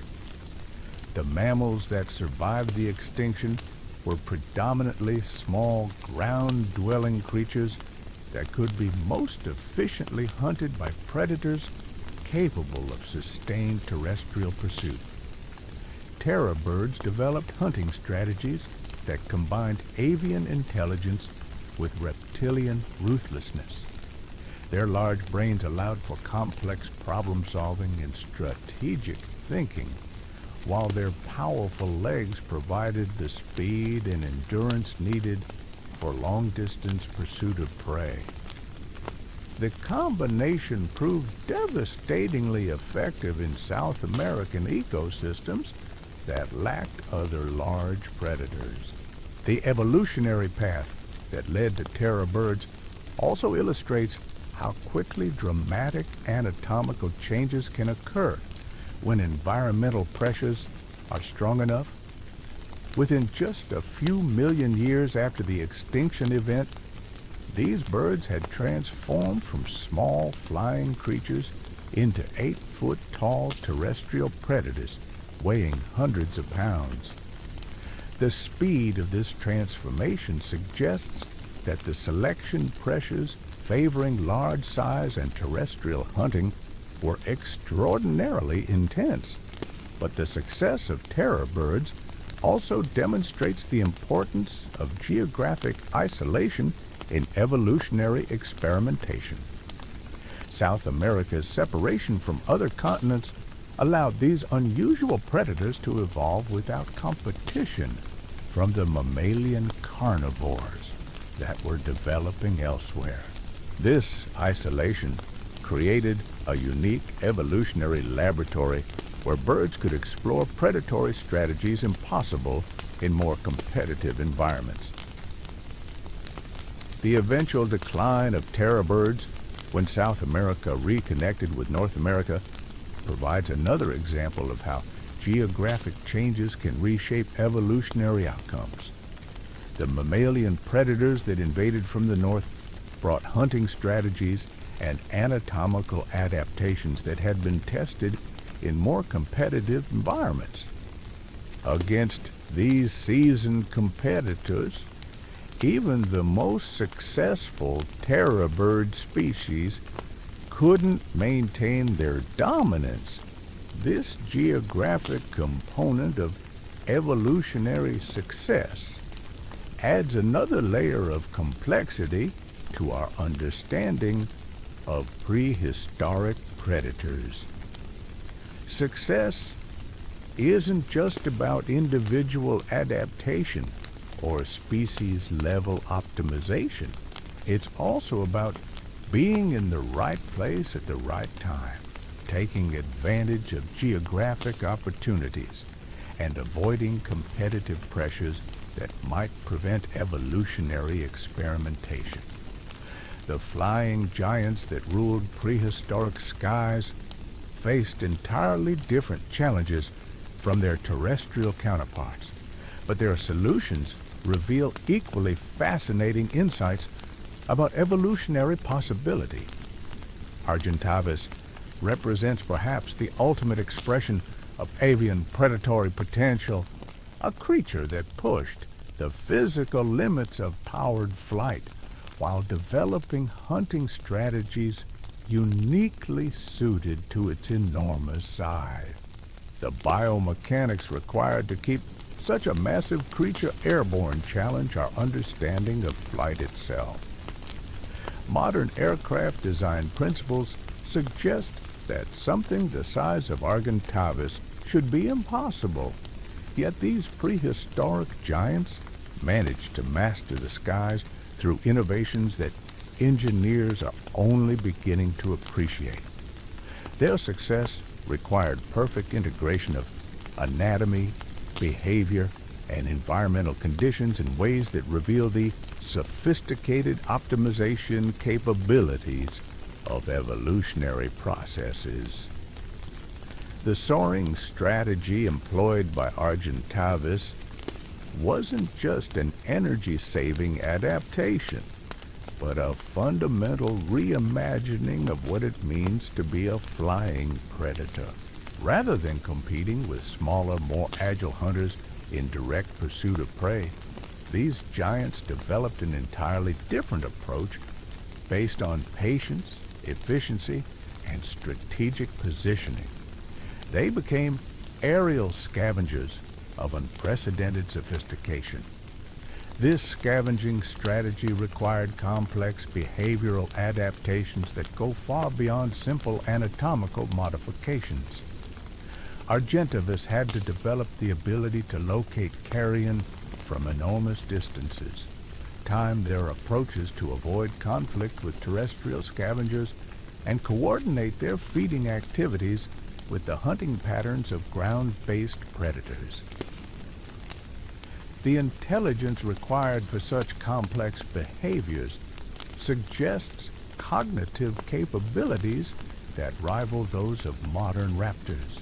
The relationship between Argentavis and the terror birds that provided much of their carrion represents one of the most fascinating examples of ecological interdependence in the fossil record.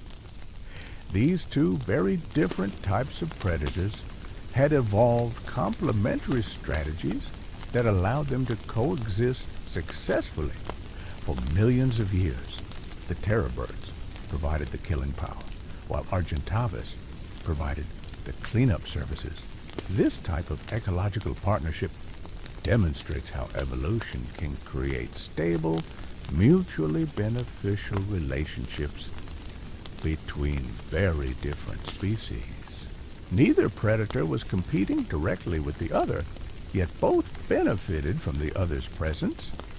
The terror birds didn't need to worry about defending their kills indefinitely, while Argentavis gained access to high-quality food sources without the risks associated with active hunting.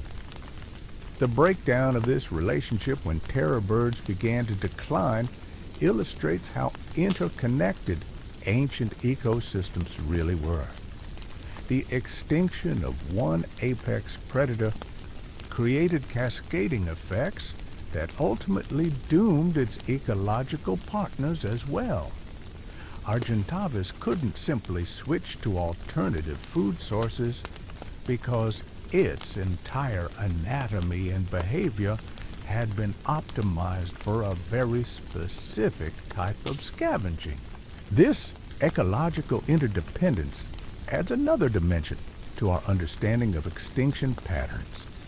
Individual species don't exist in isolation, but rather as components of complex ecological networks.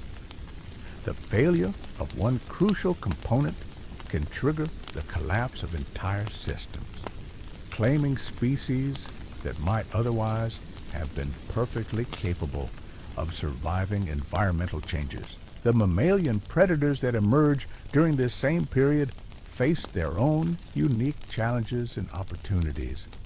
Unlike birds, which had to work within the constraints of anatomical designs originally optimized for flight, mammals could experiment with entirely new body plans specifically designed for terrestrial predation.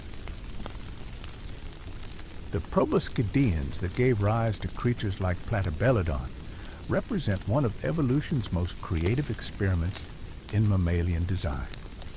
The elephant body plan, with its massive size and specialized trunk, provided a foundation for exploring feeding strategies that would be impossible for other types of mammals.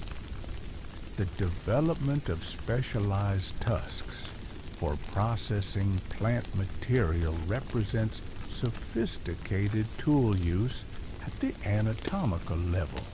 The mystery surrounding Platabelladon's feeding habits reflects the experimental nature of early proboscidean evolution. These creatures were exploring entirely new ways of processing plant material, developing anatomical tools so specialized that modern scientists struggle to understand their function. The shovel-shaped tusks represent biological engineering so advanced that it challenges our understanding of what's possible in organic systems. The debate over whether these tusks were used for digging aquatic vegetation or processing woody material illustrates how difficult it can be to interpret highly specialized anatomical features from fossil evidence alone. Both hypotheses are supported by compelling evidence, suggesting that these creatures might have been even more versatile than either interpretation suggests. The possibility that Platabelladon could switch between different feeding strategies depending on environmental conditions would make them remarkably adaptable for such apparently specialized creatures. This type of behavioral flexibility within highly specialized anatomy represents a sophisticated evolutionary solution to the problem of maintaining specialization while preserving adaptability. The geographic distribution of Platabelladon across multiple continents suggests that whatever they were doing with their unusual tusks was extraordinarily successful. Species don't spread across vast geographic ranges unless their adaptations provide significant competitive advantages. The fact that these shovel-tusked giants thrived in diverse environments from Africa to North America indicates remarkable ecological versatility. Yet, despite their apparent success and wide distribution, Platabelladon ultimately succumbed to the same forces that claim so many other specialized giants. Their extinction demonstrates that even the most innovative evolutionary solutions are temporary responses to temporary conditions. When environments change faster than species can adapt, even the most remarkable biological innovations become evolutionary dead ends. The story of Andrew's Arcus adds a final mysterious chapter to our exploration of mammalian predatory evolution. The discovery of that single massive skull in the Mongolian desert represents one of paleontology's most tantalizing glimpses into what might have been possible during the age of mammalian experimentation. The size implications of that skull are staggering when you consider what they suggest about mammalian predatory potential. If the reconstructions are accurate, Arcus achieved sizes that rival the largest theropod dinosaurs, while maintaining the intelligence and behavioral flexibility characteristic of mammals. This combination of size, power, and intelligence represents perhaps the ultimate expression of terrestrial predatory capability. The mystery surrounding this creature extends beyond just the scarcity of fossil evidence to fundamental questions about what kind of ecosystem could have supported such a massive predator. The metabolic requirements of a 2-ton carnivorous mammal would have been enormous, requiring prey populations and territorial ranges that seem almost impossible to sustain. This raises intriguing questions about the nature of Eocene ecosystems in Central Asia. Were these environments somehow more productive than we currently understand? Did they support megafauna populations dense enough to sustain apex predators of unprecedented size? Or was Arcus perhaps a different type of predator than we assume, one that had developed strategies for surviving on limited prey resources? The possibility that Arcus might have been primarily a scavenger rather than an active hunter could help explain how such a massive predator could have survived in what seemed like resource-limited environments. Scavenging requires less energy expenditure than active hunting and can be more sustainable for very large predators. This strategy would also help explain why fossil evidence is so scarce, as scavenging populations tend to be smaller than those of active hunters. Alternatively, Arcus might have been a highly opportunistic predator that could switch between hunting, scavenging, and even plant consumption depending on resource availability. This type of dietary flexibility would be consistent with the intelligence and behavioral adaptability we associate with large mammals, and it would make survival possible in environments with variable resource availability. The single skull that represents our entire knowledge of this creature serves as a powerful reminder of how incomplete our understanding of prehistoric ecosystems really is. For every species we know about, there are likely dozens or hundreds that remain undiscovered. The fossil record, comprehensive as it seems, represents only the tiniest fraction of the biological diversity that has existed throughout Earth's history. This incompleteness extends beyond individual species to entire ecological relationships, behavioral patterns, and evolutionary experiments that remain hidden in sediments around the world. Each new discovery has the potential to revolutionize our understanding of ancient life, revealing creatures and ecosystems that challenge our assumptions about what was possible in prehistoric times. The creatures we've explored today represent just a small sample of the remarkable predators that have stalked Earth throughout its long history. Each tells a story of evolutionary innovation, environmental adaptation, and ultimate extinction that provides insights into the fundamental processes governing life on our planet. These stories reveal patterns that extend far beyond individual species or even geological eras. They illustrate how evolution responds to opportunity, how specialization can lead to both dominance and vulnerability, and how environmental change drives the constant turnover of biological diversity that characterizes life on Earth. Understanding these patterns provides valuable perspective on our own place in the grand sweep of evolutionary history.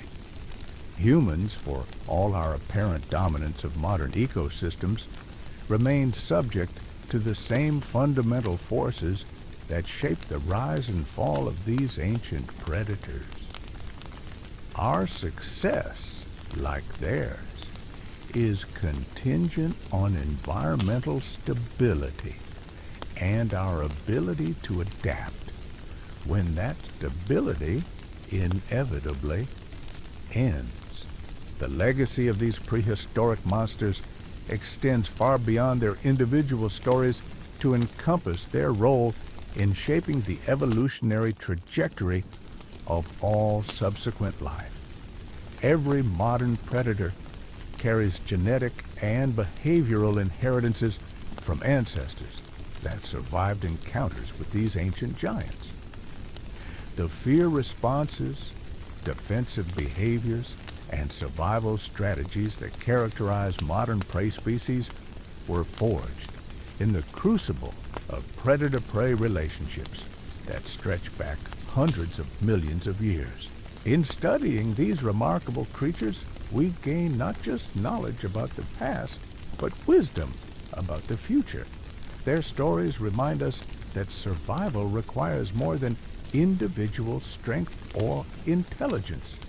It demands the flexibility to adapt to changing conditions, the wisdom to avoid over-specialization, and the humility to recognize that even the most successful adaptations are temporary solutions to temporary problems.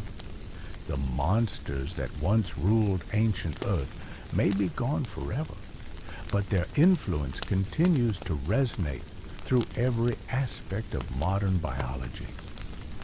They remind us that we live on a planet with an incredibly rich and dynamic history, where evolution has produced solutions to survival challenges that exceed our wildest imagination, while simultaneously demonstrating the ultimate fragility of even the most successful biological innovations. As we continue to explore the fossil record and decode the secrets of ancient life, we can expect to encounter predators even more remarkable than the ones we've discussed today. Each new discovery will add another chapter to the ongoing story of evolutionary experimentation, providing fresh insights into the incredible creativity and ultimate limitations of biological systems. The true legacy of these prehistoric nightmares lies not in the fear they inspire, but in the wonder they generate about the processes that created them and the forces that ultimately claimed them. They serve as windows into worlds we can barely imagine, reminders of possibilities we've never considered, and warnings about vulnerabilities we might not recognize until it's too late. The mysteries surrounding these ancient titans remind us that the fossil record, comprehensive as it might seem, represents merely fragments of a much larger story. For every creature we've managed to reconstruct from scattered bones and partial skulls, countless others remain forever hidden beneath layers of sediment and stone. The predators we've explored today are simply the ones fortunate enough to have been preserved in conditions that allowed their remains to survive the passage of deep time. This preservation bias means that our understanding of prehistoric ecosystems is fundamentally skewed toward certain types of environments and certain types of organisms. Creatures that lived in areas with good fossilization conditions are overrepresented in the fossil record, while those that inhabited environments hostile to preservation remain largely invisible to modern science. The result is a picture of ancient life that, while spectacular, is undoubtedly incomplete. Consider the implications of this incompleteness when we try to understand the ecological relationships that governed ancient ecosystems. The predators we know about were likely just the tip of an iceberg that included countless other species we'll never discover. Each ecosystem probably contained dozens of predatory species occupying different niches, employing different strategies, and competing for different resources. The terror birds of South America, impressive as they were, probably shared their continent with numerous other predatory species that remain unknown to science. Some might have been smaller, more agile hunters that specialized in different types of prey. Others might have been ambush predators that relied on stealth rather than speed. Still others might have been pack hunters that used coordination and intelligence to bring down prey too large for individual predators to handle. This hidden diversity extends to every environment and every era we've discussed. The seas that Dunlopius ruled almost certainly contained other apex predators that competed for different resources or occupied different ecological niches. Some might have been deep water specialists that rarely encountered their armored cousins. Others might have been seasonal migrants that followed prey movements across vast oceanic distances. The skies that Argentavis dominated probably hosted numerous other flying predators with different hunting strategies and dietary preferences. Some might have been active hunters rather than scavengers, using speed and agility to catch prey that the giant couldn't pursue. Others might have been specialists in particular types of carrion, timing their feeding activities to avoid competition with the massive soaring predator.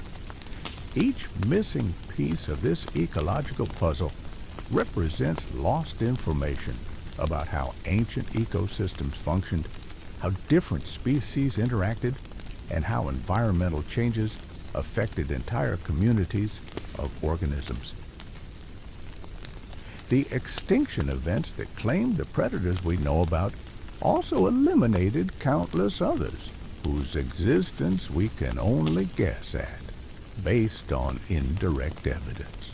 This hidden diversity becomes even more significant when we consider the role of smaller predators in ancient ecosystems. While massive apex predators like Dunlopius and Arcus capture our imagination, the majority of predatory species in any ecosystem are typically much smaller creatures that occupy more specialized niches. These smaller predators often play crucial roles in ecosystem stability, controlling population levels of various prey species and preventing any single herbivore from monopolizing available resources. The fossil record is particularly poor at preserving evidence of these smaller predators, whose delicate bones are easily destroyed by the fossilization process. Yet their ecological importance can't be overstated. They form the foundation of predatory hierarchies, creating the complex food webs that support larger hunters at the top of the ecosystem. Without understanding these smaller predators, our picture of ancient ecosystems remains fundamentally incomplete. We see the dramatic apex predators that dominated their environments, but we miss the intricate web of smaller hunters that made their dominance possible. It's like trying to understand a modern ecosystem by studying only lions and tigers while ignoring all the smaller carnivores that play equally important roles. The behavioral complexity of these lost predators adds another dimension to what we're missing. Modern ecosystems are characterized by incredibly sophisticated predator-prey relationships that involve complex communication, coordinated hunting strategies, and learned behaviors passed down through generations. There's no reason to believe that ancient ecosystems were any less complex in these regards. Some of the terror birds might have been pack hunters that used sophisticated communication to coordinate attacks on large prey. Others might have been solitary ambush predators that relied on intelligence and patience rather than speed and strength. Still others might have been opportunistic scavengers that followed larger predators and cleaned up after their kills. The social behaviors of these extinct predators could have been extraordinarily complex, involving hierarchical relationships, territorial disputes, and mating rituals that we can only imagine.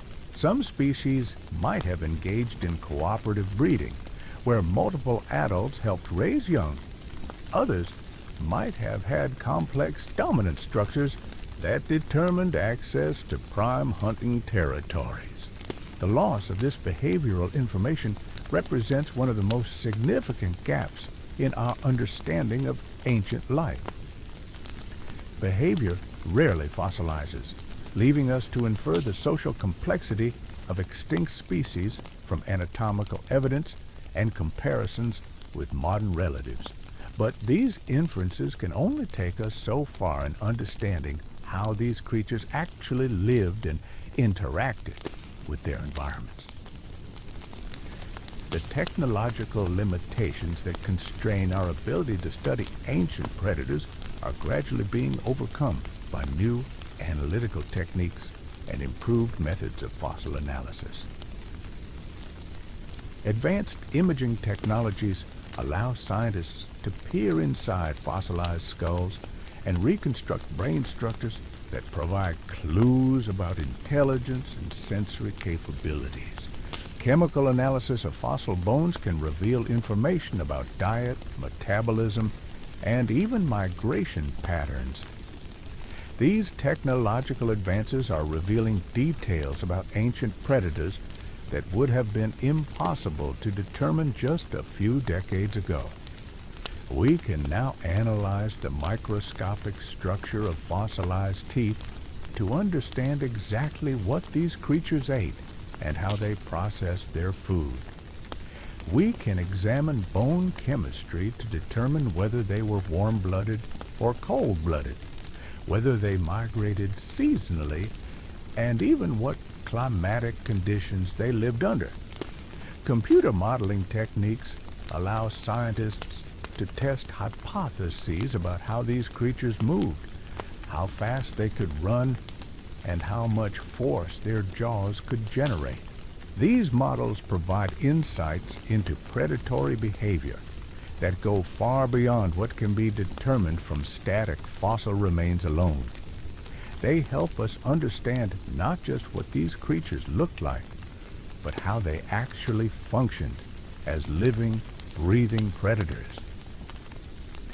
The integration of these new technologies with traditional paleontological methods is revolutionizing our understanding of ancient life. Each new analytical technique opens up previously inaccessible aspects of prehistoric biology, revealing details about ancient predators that bring them closer to being real living creatures rather than abstract scientific curiosities. But even as our analytical capabilities improve, the fundamental challenge of incomplete preservation continues to limit our understanding of ancient ecosystems. The creatures we can study represent only those lucky enough to have died in environments conducive to fossilization, under conditions that allowed their remains to survive millions of years of geological processes. This preservation lottery means that our sample of ancient predators is heavily biased toward certain types of environments and certain types of organisms. Creatures that lived in marine environments are generally better represented than those that lived on land, because ocean sediments provide better conditions for fossil preservation. Large, robust organisms are more likely to be preserved than small, delicate ones, because their bones are more resistant to destruction. The result is a fossil record that gives us detailed information about some types of ancient predators while leaving others almost completely unknown. We know a great deal about large marine predators like Dunlopius and Mosasaurus because their robust skeletons preserved well in marine sediments.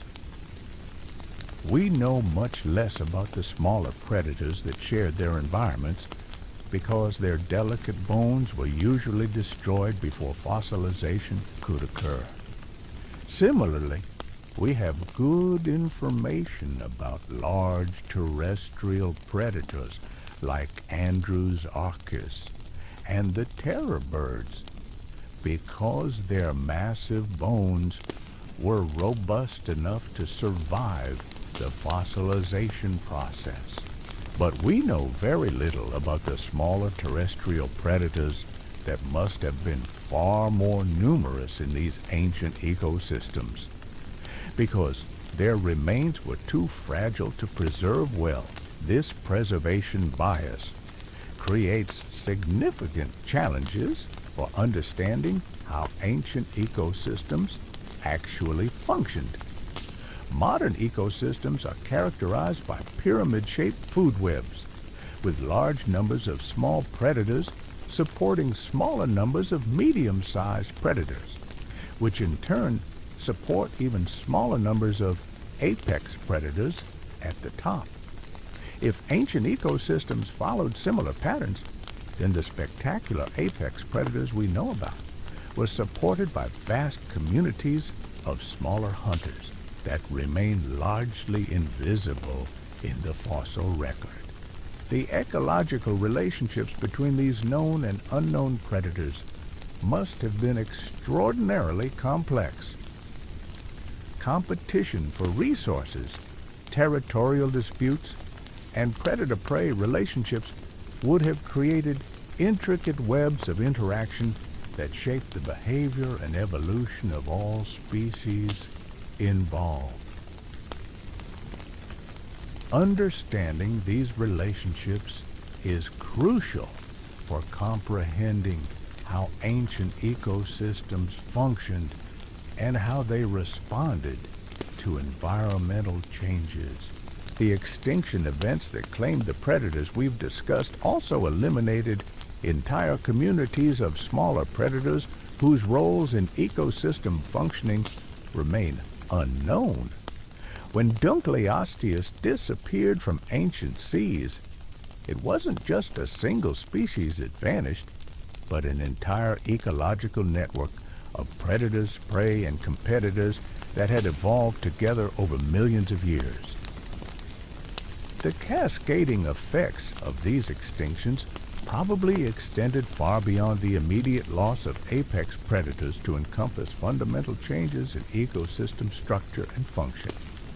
Prey species that had evolved specific defenses against particular predators suddenly found those adaptations unnecessary. Smaller predators that had avoided competition with apex hunters suddenly faced new competitive pressures. Scavengers that had depended on kills made by large predators found their food sources eliminated. These ecological reorganizations following major extinction events created opportunities for entirely new types of predators to evolve and diversify. The empty niches left by extinct giants became available for colonization by survivors that could adapt quickly to changing conditions. This process of ecological replacement has occurred repeatedly throughout Earth's history, each time producing predators with different strategies and capabilities than their predecessors. The mammalian predators that inherited the post-dinosaur world demonstrate this pattern of ecological replacement particularly clearly. These creatures didn't simply grow larger to fill the niches left vacant by extinct dinosaurs. They developed entirely new approaches to predation that took advantage of mammalian innovations like intelligence, social cooperation, and behavioral flexibility. The success of mammalian predators in post-extinction environments illustrates the importance of adaptability in evolutionary survival. While the dinosaurs had achieved remarkable specialization and efficiency as predators, their highly refined adaptations may have made them vulnerable to rapid environmental changes.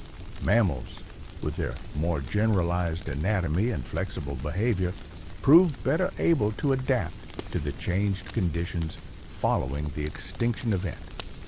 This pattern suggests that evolutionary success requires a delicate balance between specialization and adaptability.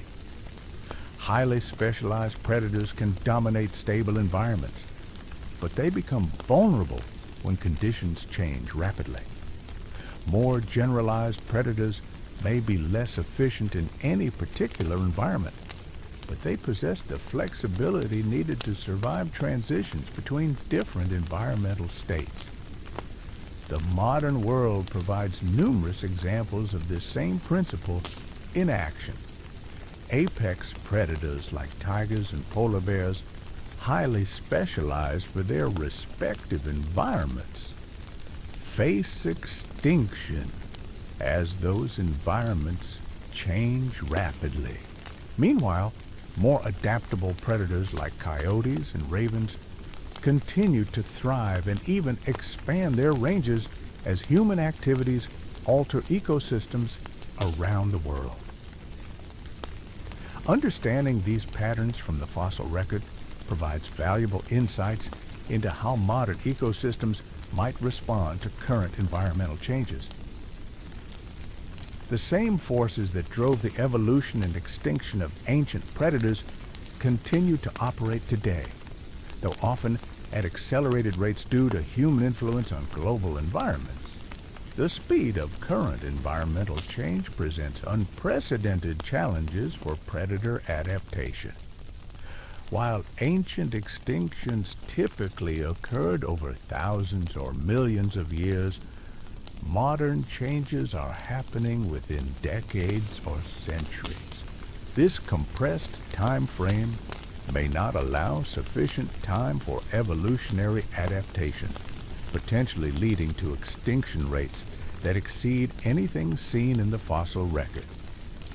The lessons learned from studying ancient predators become increasingly relevant as we face these modern challenges. The fossil record demonstrates that even the most successful predators are vulnerable to environmental change.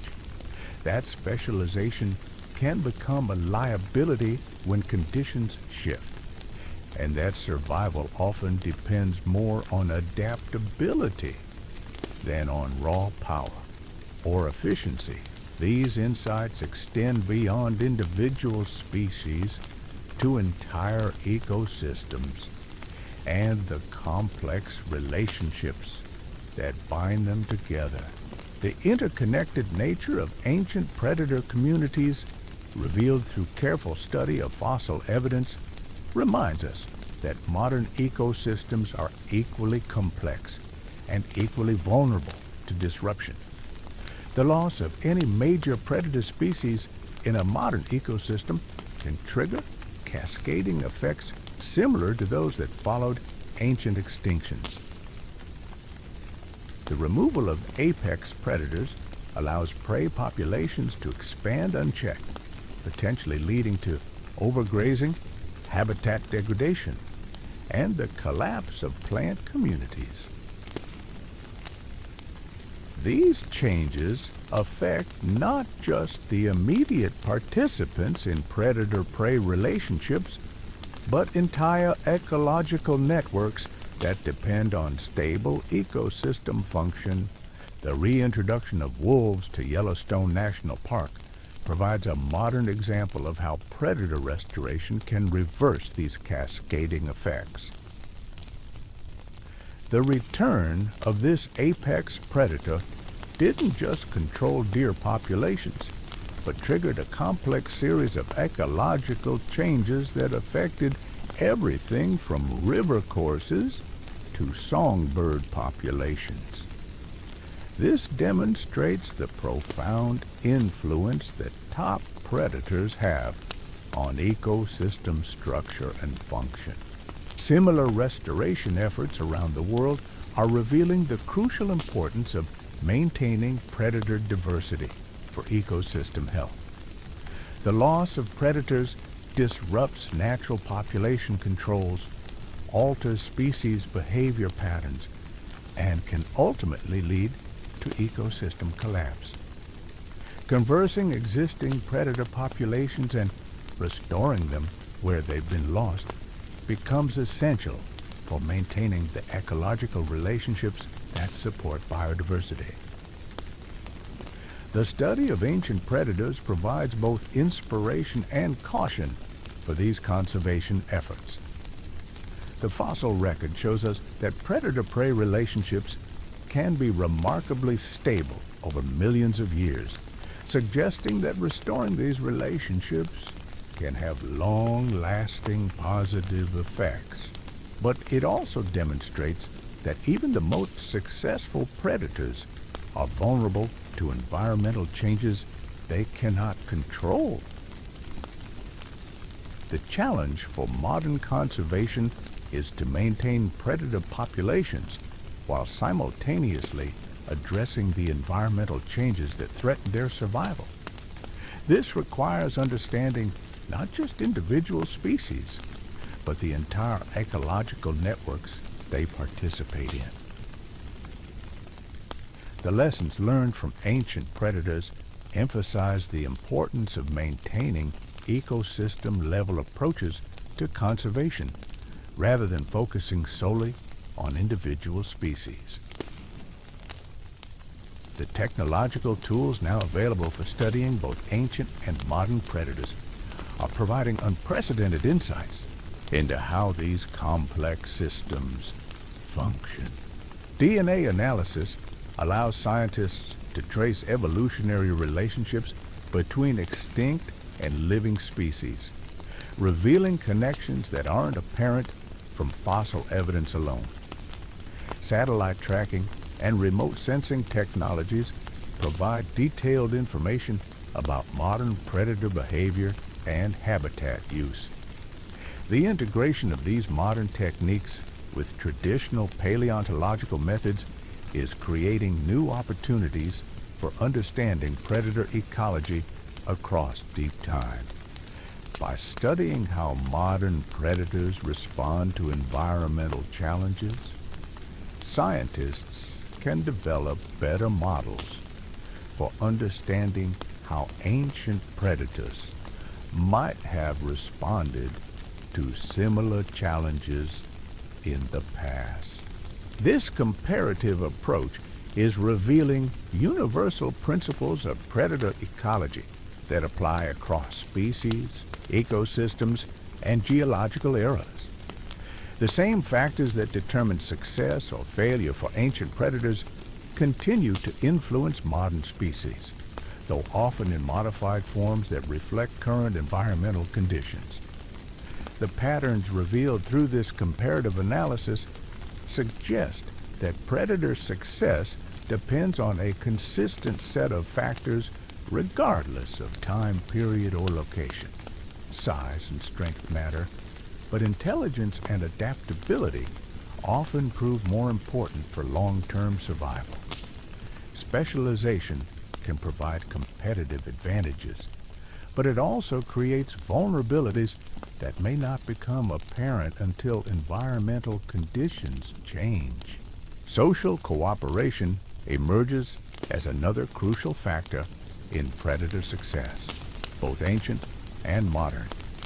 Many of the most successful modern predators, from wolves to lions to humans, rely heavily on coordinated group behavior to achieve hunting success.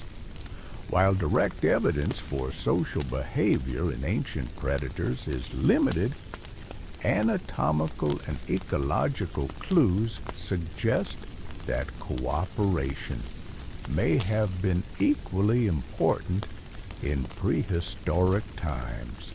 The intelligence required for complex social behavior also provides advantages for individual survival and adaptation.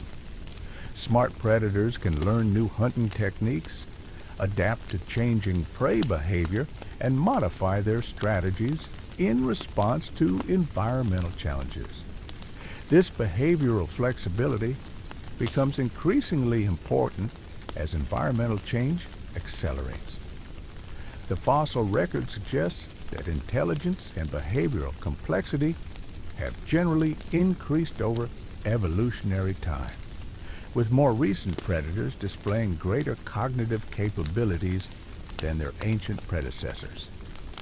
This trend toward increasing intelligence may represent an evolutionary arms race between predators and prey, with each group developing more sophisticated strategies in response to the other's innovations.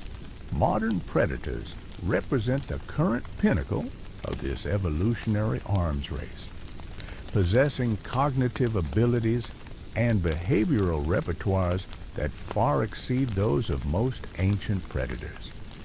Yet, they face environmental challenges that may be more severe than anything encountered by their prehistoric predecessors. The combination of rapid environmental change, habitat destruction, and direct human persecution creates a perfect storm of threats that tests the limits of even the most adaptable predators. The survival of modern predator communities will depend on their ability to adapt to these unprecedented challenges while maintaining the ecological relationships that have sustained them for millions of years. The lessons learned from studying ancient predators provide valuable guidance for understanding what factors are most likely to determine success or failure in this modern survival challenge. The ultimate message from our exploration of these ancient predators is both humbling and inspiring. Humbling because it demonstrates that even the most perfectly adapted, most successful predators are ultimately temporary features of Earth's ever-changing ecosystems.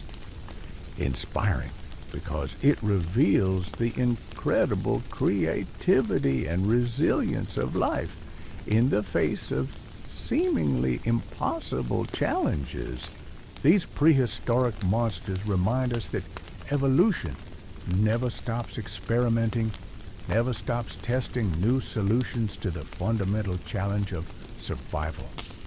Each extinction creates opportunities for new innovations, new strategies, and new forms of predatory excellence. The disappearance of ancient giants doesn't represent failure, but rather the natural progression of evolutionary experimentation across deep time. The predators ruling modern ecosystems are the current champions in this ongoing evolutionary tournament. But they, too, are temporary holders of titles that will eventually pass to new competitors. Understanding this perspective helps us appreciate both the remarkable achievements of current predators and the inevitability of their eventual replacement by species not yet evolved. This long-term evolutionary perspective provides important context for current conservation efforts. Protecting existing predators isn't just about preserving current biodiversity, but about maintaining the evolutionary processes that will generate the predators of the future. Every species saved today represents genetic and behavioral innovations that may prove crucial for adapting to tomorrow's challenges. The ancient predators we've explored today achieved evolutionary immortality, not through their individual survival, but through their contributions to the ongoing story of life on Earth. Their innovations, their adaptations, and even their extinctions have shaped the evolutionary trajectory of countless other species. In studying them, we honor their legacy while preparing for a future that will undoubtedly produce predators as remarkable as any that have come before. The monsters that once ruled ancient worlds may be gone forever, but their influence continues to ripple through time, shaping modern ecosystems in ways both obvious and subtle. They remind us that we are all participants in an ongoing evolutionary experiment, temporary custodians of adaptations forged in the crucible of deep time, inheritors of a predatory legacy that stretches back to the dawn of complex life itself. In the end, these ancient nightmares serve as both warning and promise, warning of the ultimate fragility of even the most successful adaptations, and promise of evolution's endless capacity for innovation in the face of impossible challenges. They invite us to marvel at what has been while remaining humble about what is yet to come, recognizing that the story of predation on Earth is far from over, and that some of the most remarkable chapters may still be waiting to be written in the rocks of the future. The story of these ancient predators becomes even more fascinating when we consider the environments they inhabited.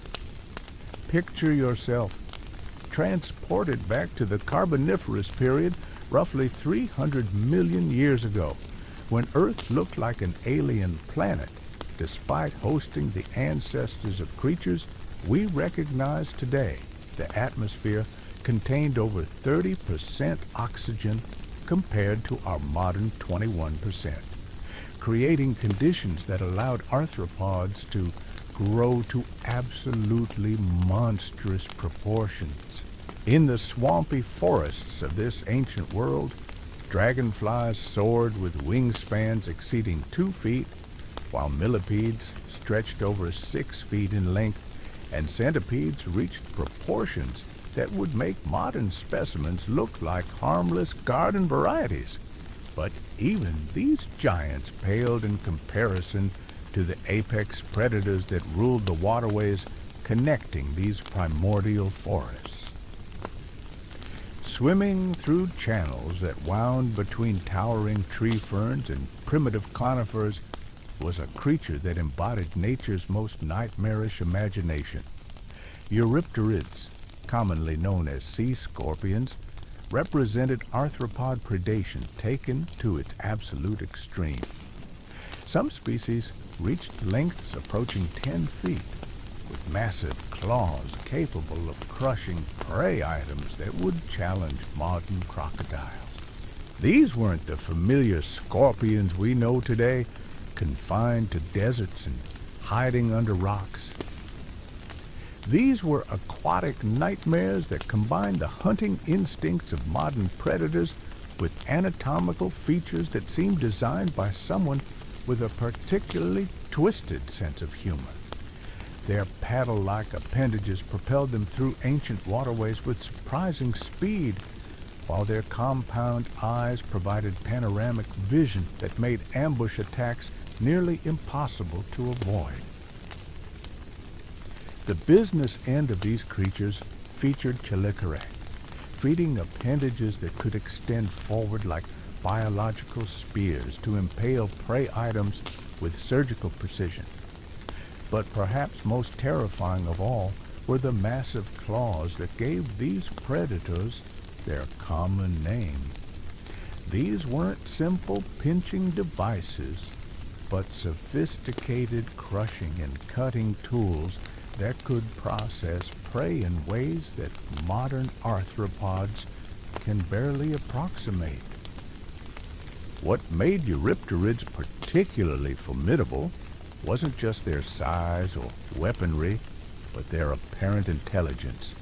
These creatures displayed hunting behaviors that suggested problem-solving abilities far beyond what we typically associate with arthropods. They could coordinate attacks, modify their strategies based on prey behavior, and even engage in what appeared to be territorial disputes with other large predators. The fossil record reveals evidence of Eurypterid attacks on a wide variety of prey species, from early fish to other arthropods to primitive amphibians that were just beginning to explore terrestrial environments. Their dietary breadth suggests predators that were opportunistic in the extreme, capable of exploiting virtually any food source their environments provided. But the dominance of these arthropod giants came to an abrupt end when oxygen levels began to decline toward the end of the Paleozoic era. The same atmospheric conditions that had allowed them to grow to such enormous sizes suddenly became a liability as reduced oxygen availability made their metabolic processes unsustainable. Within a relatively short geological time span, these aquatic nightmares vanished completely from the fossil record. The extinction of giant Eurypterids opened new opportunities for vertebrate predators that were better adapted to changing atmospheric conditions. This transition represents one of the most significant shifts in predatory dominance in Earth's history, marking the beginning of vertebrate supremacy in aquatic ecosystems that continues to this day. Moving forward through geological time, we encounter another group of predators that challenged conventional wisdom about what marine hunters could achieve. The placoderms that followed the Eurypterids weren't content to simply grow larger or develop more powerful jaws. Instead, they experimented with anatomical innovation so radical that they redefined what it meant to be a fish. These armored predators developed feeding mechanisms that seem almost mechanical in their precision and efficiency. Rather than relying on traditional teeth that required constant replacement, placoderms evolved cutting edges that maintained their sharpness through continuous use. The biomechanics involved in this self-sharpening system rival anything achieved by modern engineering. Yet these creatures perfected the technology hundreds of millions of years ago. The success of placoderms in ancient seas demonstrates how evolutionary innovation can create entirely new approaches to predation that have no modern equivalents. These weren't simply larger or more powerful versions of familiar predators, but representatives of completely different evolutionary strategies that achieved remarkable success before ultimately reaching their own evolutionary dead ends. The diversity within placoderm communities reveals experimental approaches to predation that challenge our understanding of what's possible in aquatic environments. Some species developed elongated snouts for precision hunting in crevices and caves. Others evolved massive crushing jaws designed to process heavily armored prey. Still others became filter feeders that could process enormous volumes of water to extract microscopic prey items. This diversification within a single group illustrates how successful body plans can serve as foundations for exploring multiple ecological niches simultaneously. The basic placoderm design proved adaptable enough to support everything from tiny bottom-dwelling specialists to massive open-water predators that rivaled modern sharks in size and hunting capability. Yet, despite their remarkable innovations and apparent success, placoderms couldn't survive the environmental changes that marked the transition from the Devonian to the Carboniferous period. Their extinction cleared the way for new types of predators that would dominate aquatic environments for the next 100 million years, demonstrating once again how even the most successful evolutionary experiments eventually meet their limits.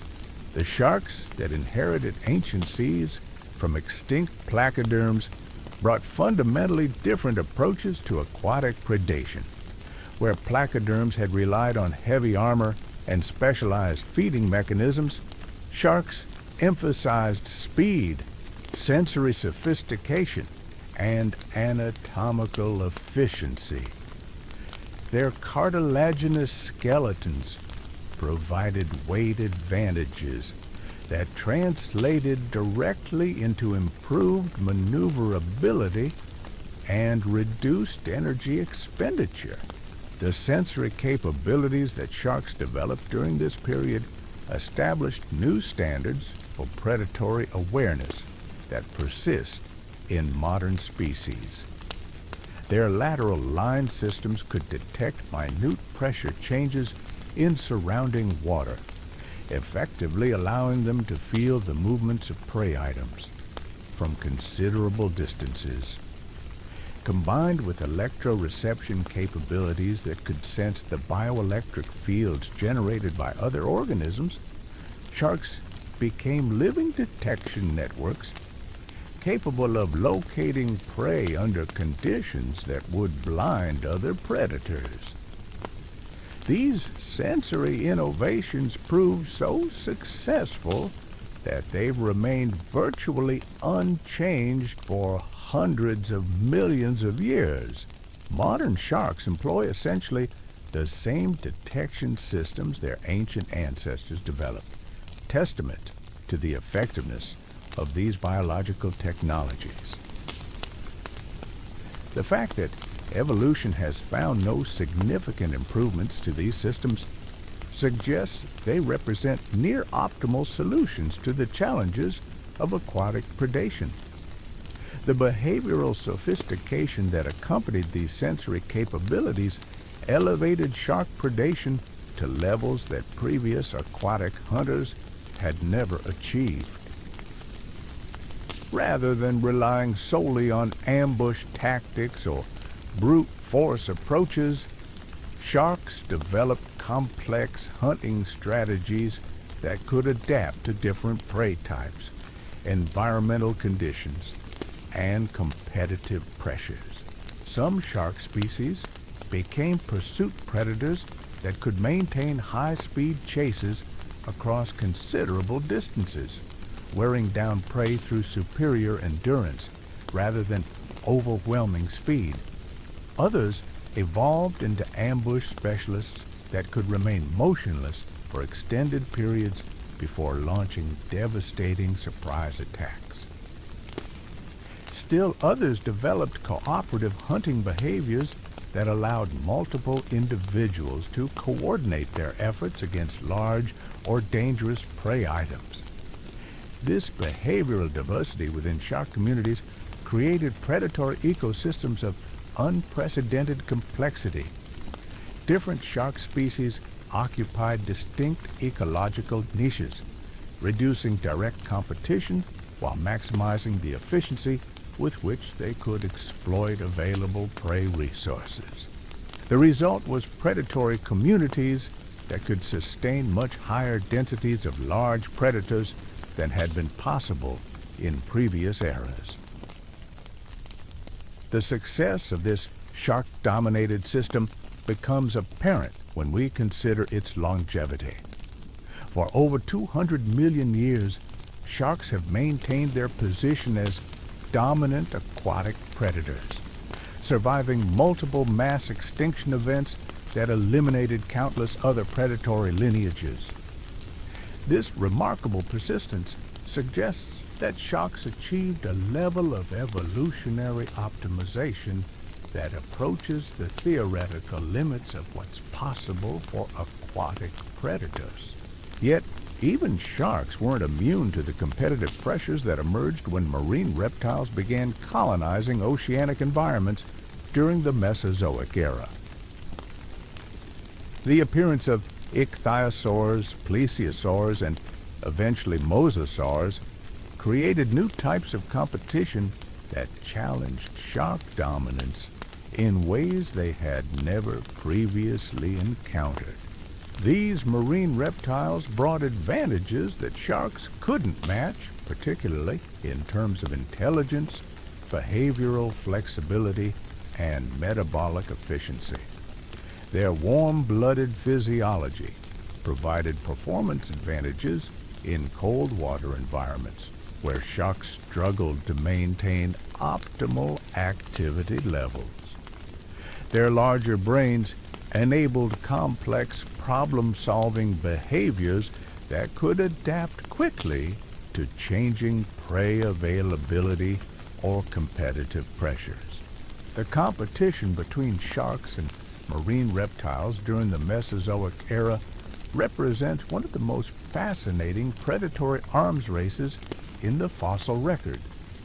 Both groups were simultaneously evolving new capabilities, new strategies, and new anatomical innovations in response to pressure from the other.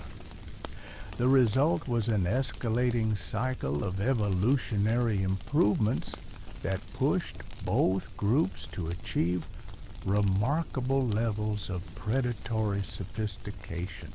Marine reptiles developed echolocation systems that rivaled those of modern dolphins, allowing them to hunt effectively in murky water or complete darkness. They evolved specialized feeding apparatus for processing different types of prey, from tiny fish to massive cephalopods to other marine reptiles. Some species even developed pack hunting behaviors that enabled them to tackle prey items too large for individual predators to handle. Sharks responded to this competition by developing their own innovations, including improved sensory systems, more efficient swimming mechanics, and new feeding strategies that allowed them to exploit resources unavailable to their reptilian competitors.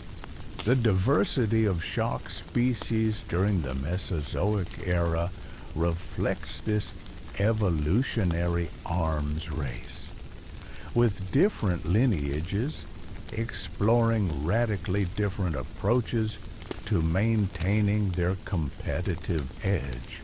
The eventual extinction of marine reptiles at the end of the Mesozoic era might seem like a victory for sharks, but it actually represents something more complex.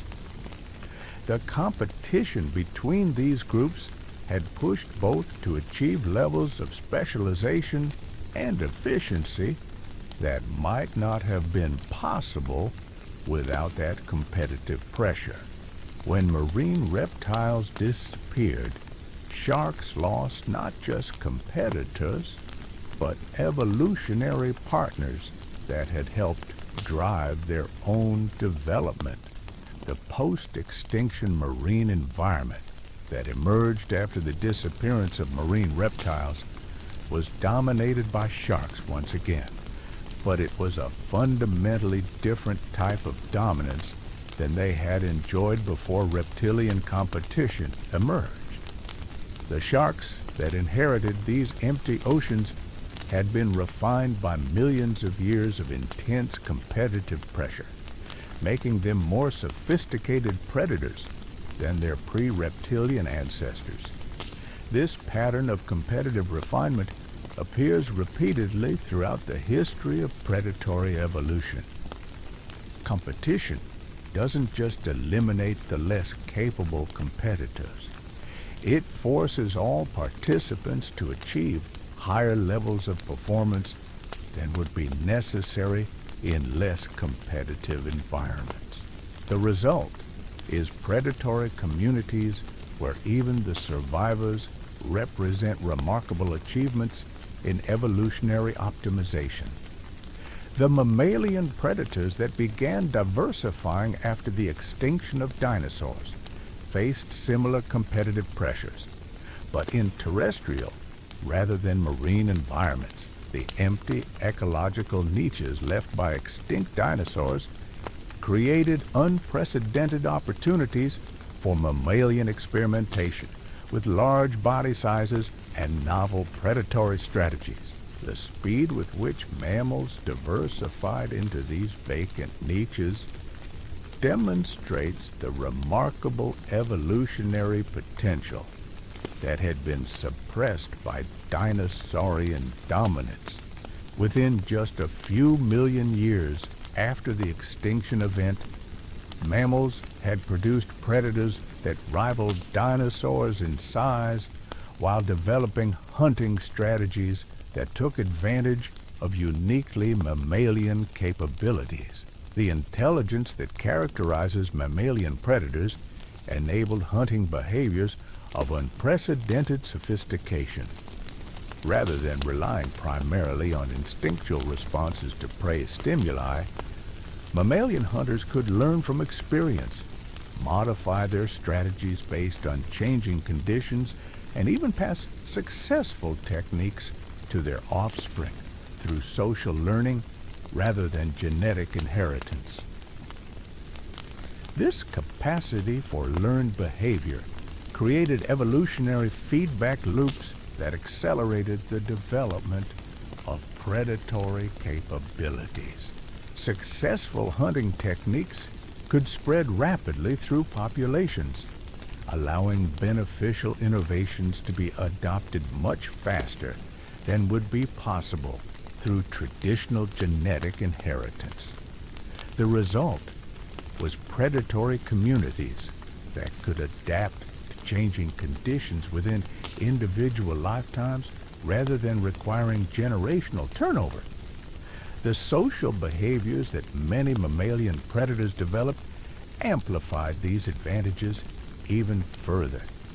Pack hunting species could coordinate complex attacks that no individual could execute alone, while also sharing information about prey locations, successful hunting techniques, and environmental hazards. These social networks functioned as biological information processing systems that enhanced the survival prospects of all participants.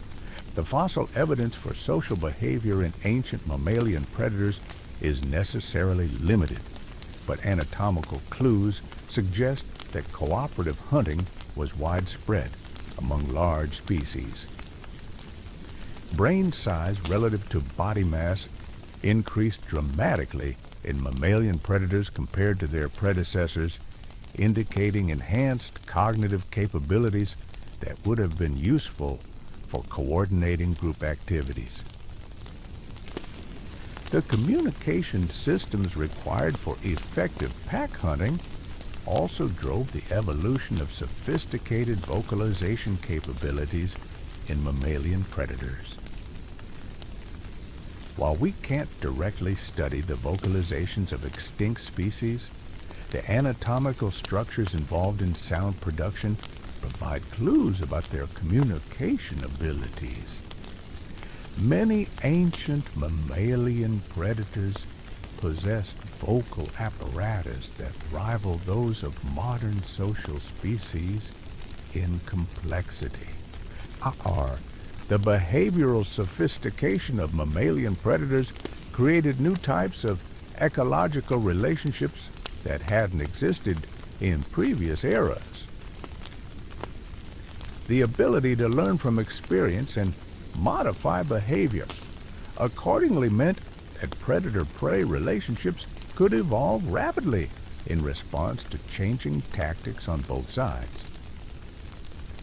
Prey species that developed new defensive strategies would quickly encounter predators that had learned to counter those defenses.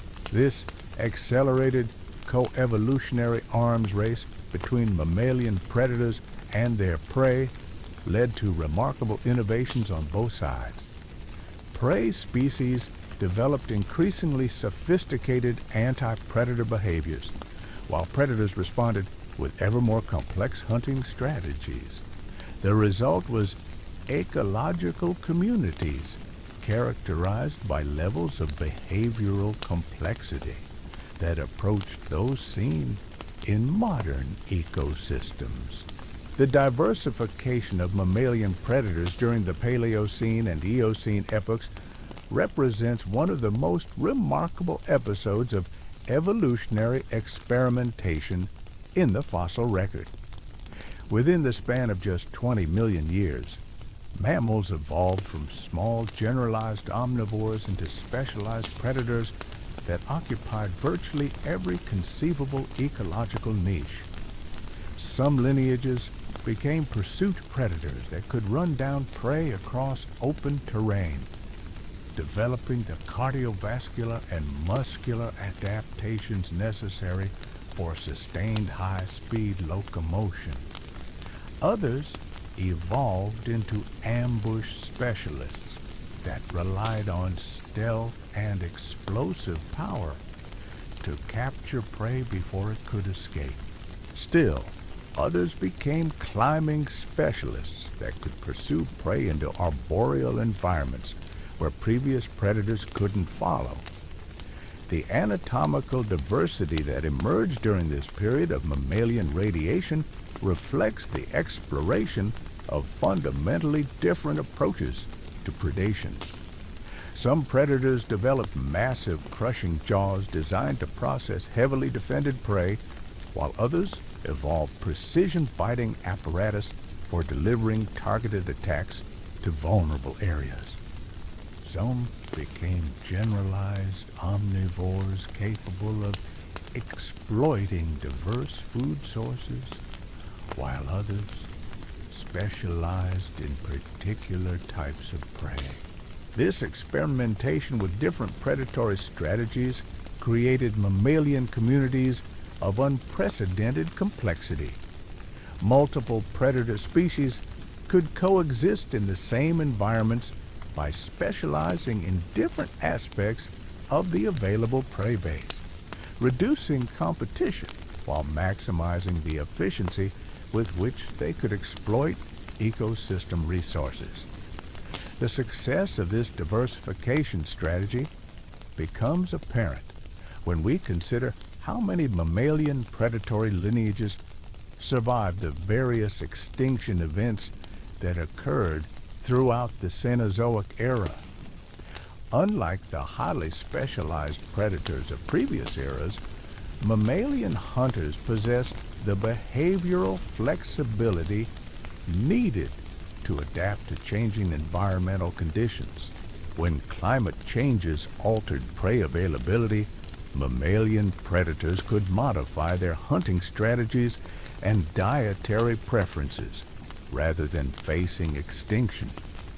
When new competitors appeared, they could adjust their behaviors to reduce direct competition or explore previously unexploited resources.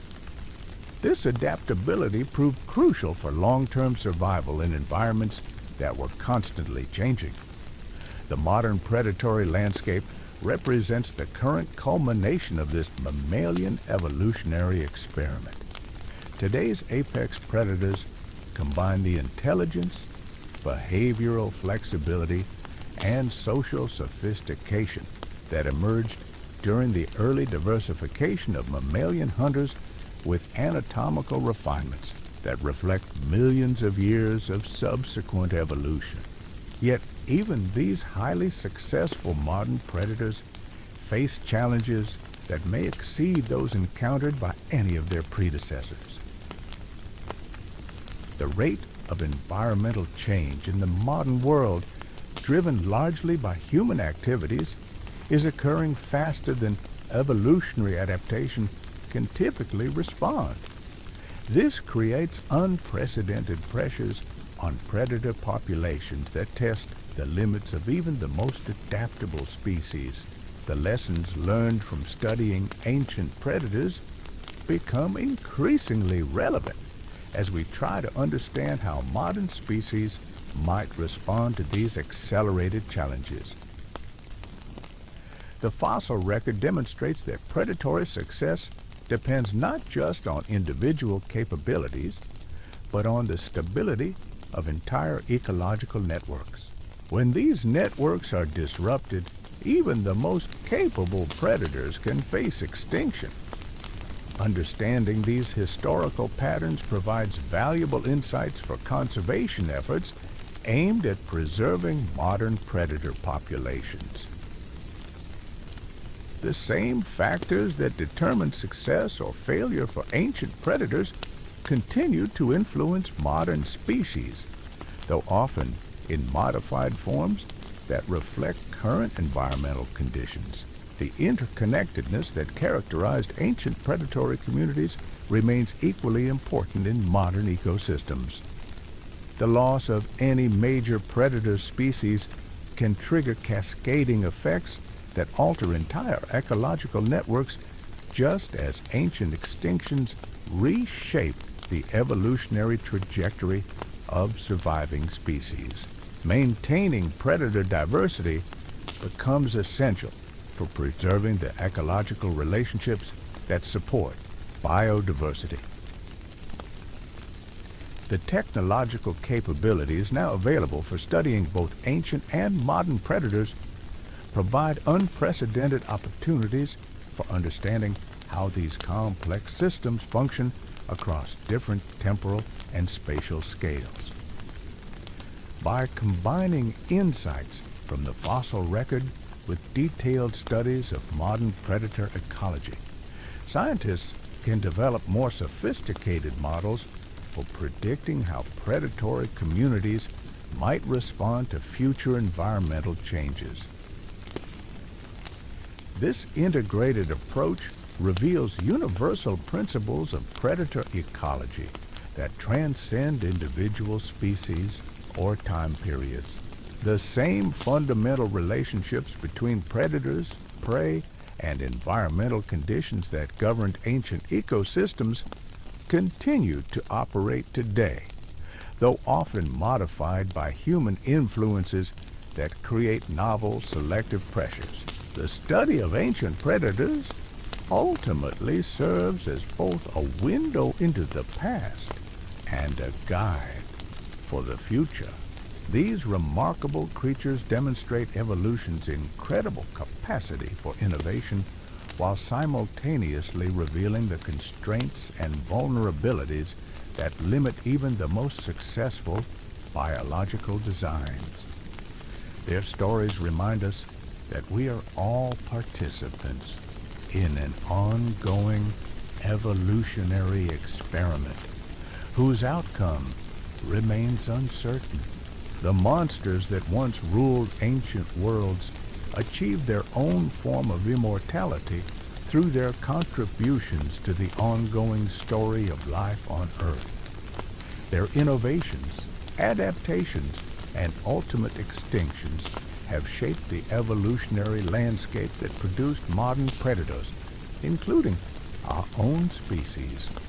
In studying them, we gain insights not just into what was, but into what might yet be possible as evolution continues its endless experimentation with the fundamental challenge of survival. The ancient predators we've explored represent just the beginning of this story, tantalizing glimpses of the remarkable diversity of solutions that life has developed for the challenge of being a successful hunter. Each extinction event that claimed these magnificent creatures also created opportunities for new innovations, new strategies, and new forms of predatory excellence that we are only beginning to understand. As we continue to decode the secrets hidden in ancient rocks and develop new technologies for studying prehistoric life, we can expect to encounter predators even more remarkable than those we've discussed. Each discovery will add new chapters to our understanding of predatory evolution, revealing the incredible creativity and ultimate limitations of biological systems operating across deep time. The true legacy of these ancient nightmares lies not in the fear they might inspire, but in the wonder they generate about the processes that created them and the forces that ultimately shape their destinies. They serve as reminders that life's greatest achievements are often temporary, that success and failure are separated by the thinnest of margins, and that the story of predation on Earth is far from over. The patterns we see repeated throughout these ancient predatory dynasties reveal something profound about the very nature of evolutionary success. Each creature we've encountered represents a different answer to the same fundamental question. How do you become the most efficient killer your environment has ever produced?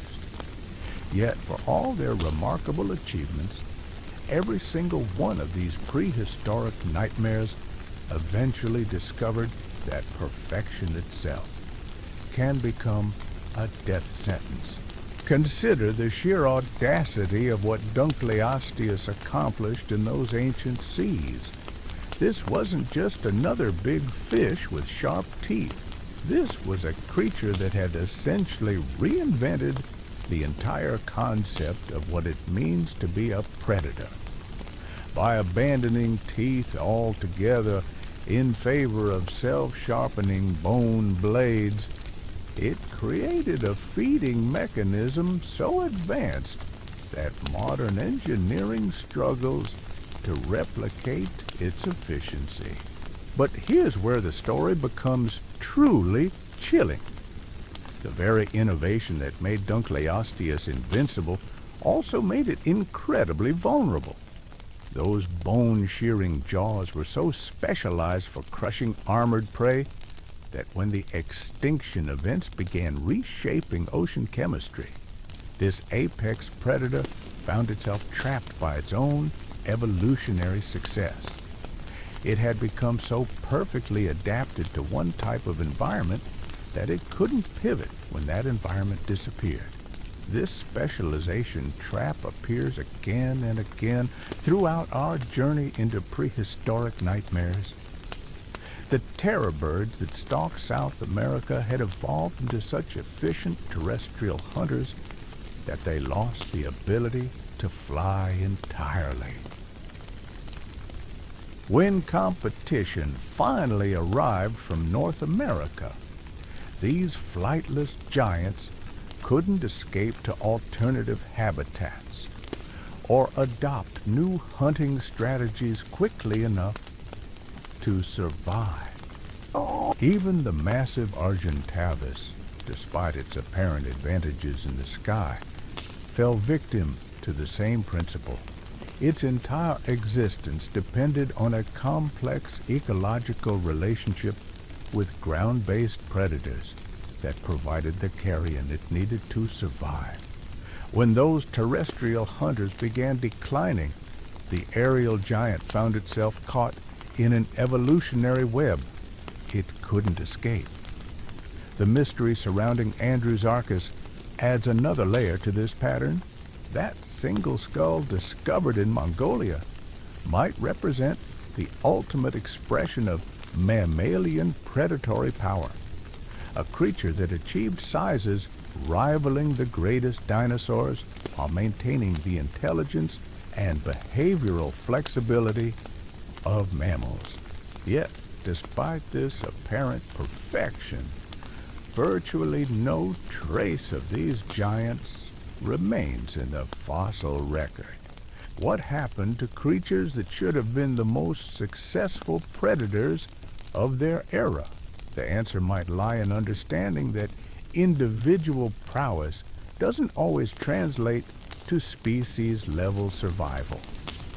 Being the most fearsome predator means nothing if you can't maintain viable breeding populations or adapt to changing environmental conditions. The scarcity of Andrew's Arcus fossils might reflect the inherent challenges of being too successful as an apex predator. Large carnivores exist in small populations by necessity, requiring vast territories and abundant prey to sustain themselves. When environmental conditions shift, these small populations become incredibly vulnerable to extinction, regardless of how individually capable they might be. This brings us to perhaps the most unsettling realization about these ancient monsters. They weren't defeated by bigger, stronger, or more ferocious competitors. They were undone by change itself, by the simple fact that environments don't remain stable forever. The traits that made them perfectly adapted to their worlds became liabilities when those worlds transformed around them. The fossil record reveals this pattern with almost mathematical precision. The most dominant predators of any era are typically the first to vanish when major environmental shifts occur. Their dominance becomes their weakness. Their specialization becomes their downfall.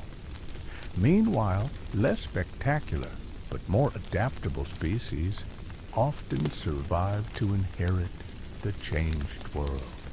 This principle extends beyond individual extinctions to encompass entire evolutionary strategies.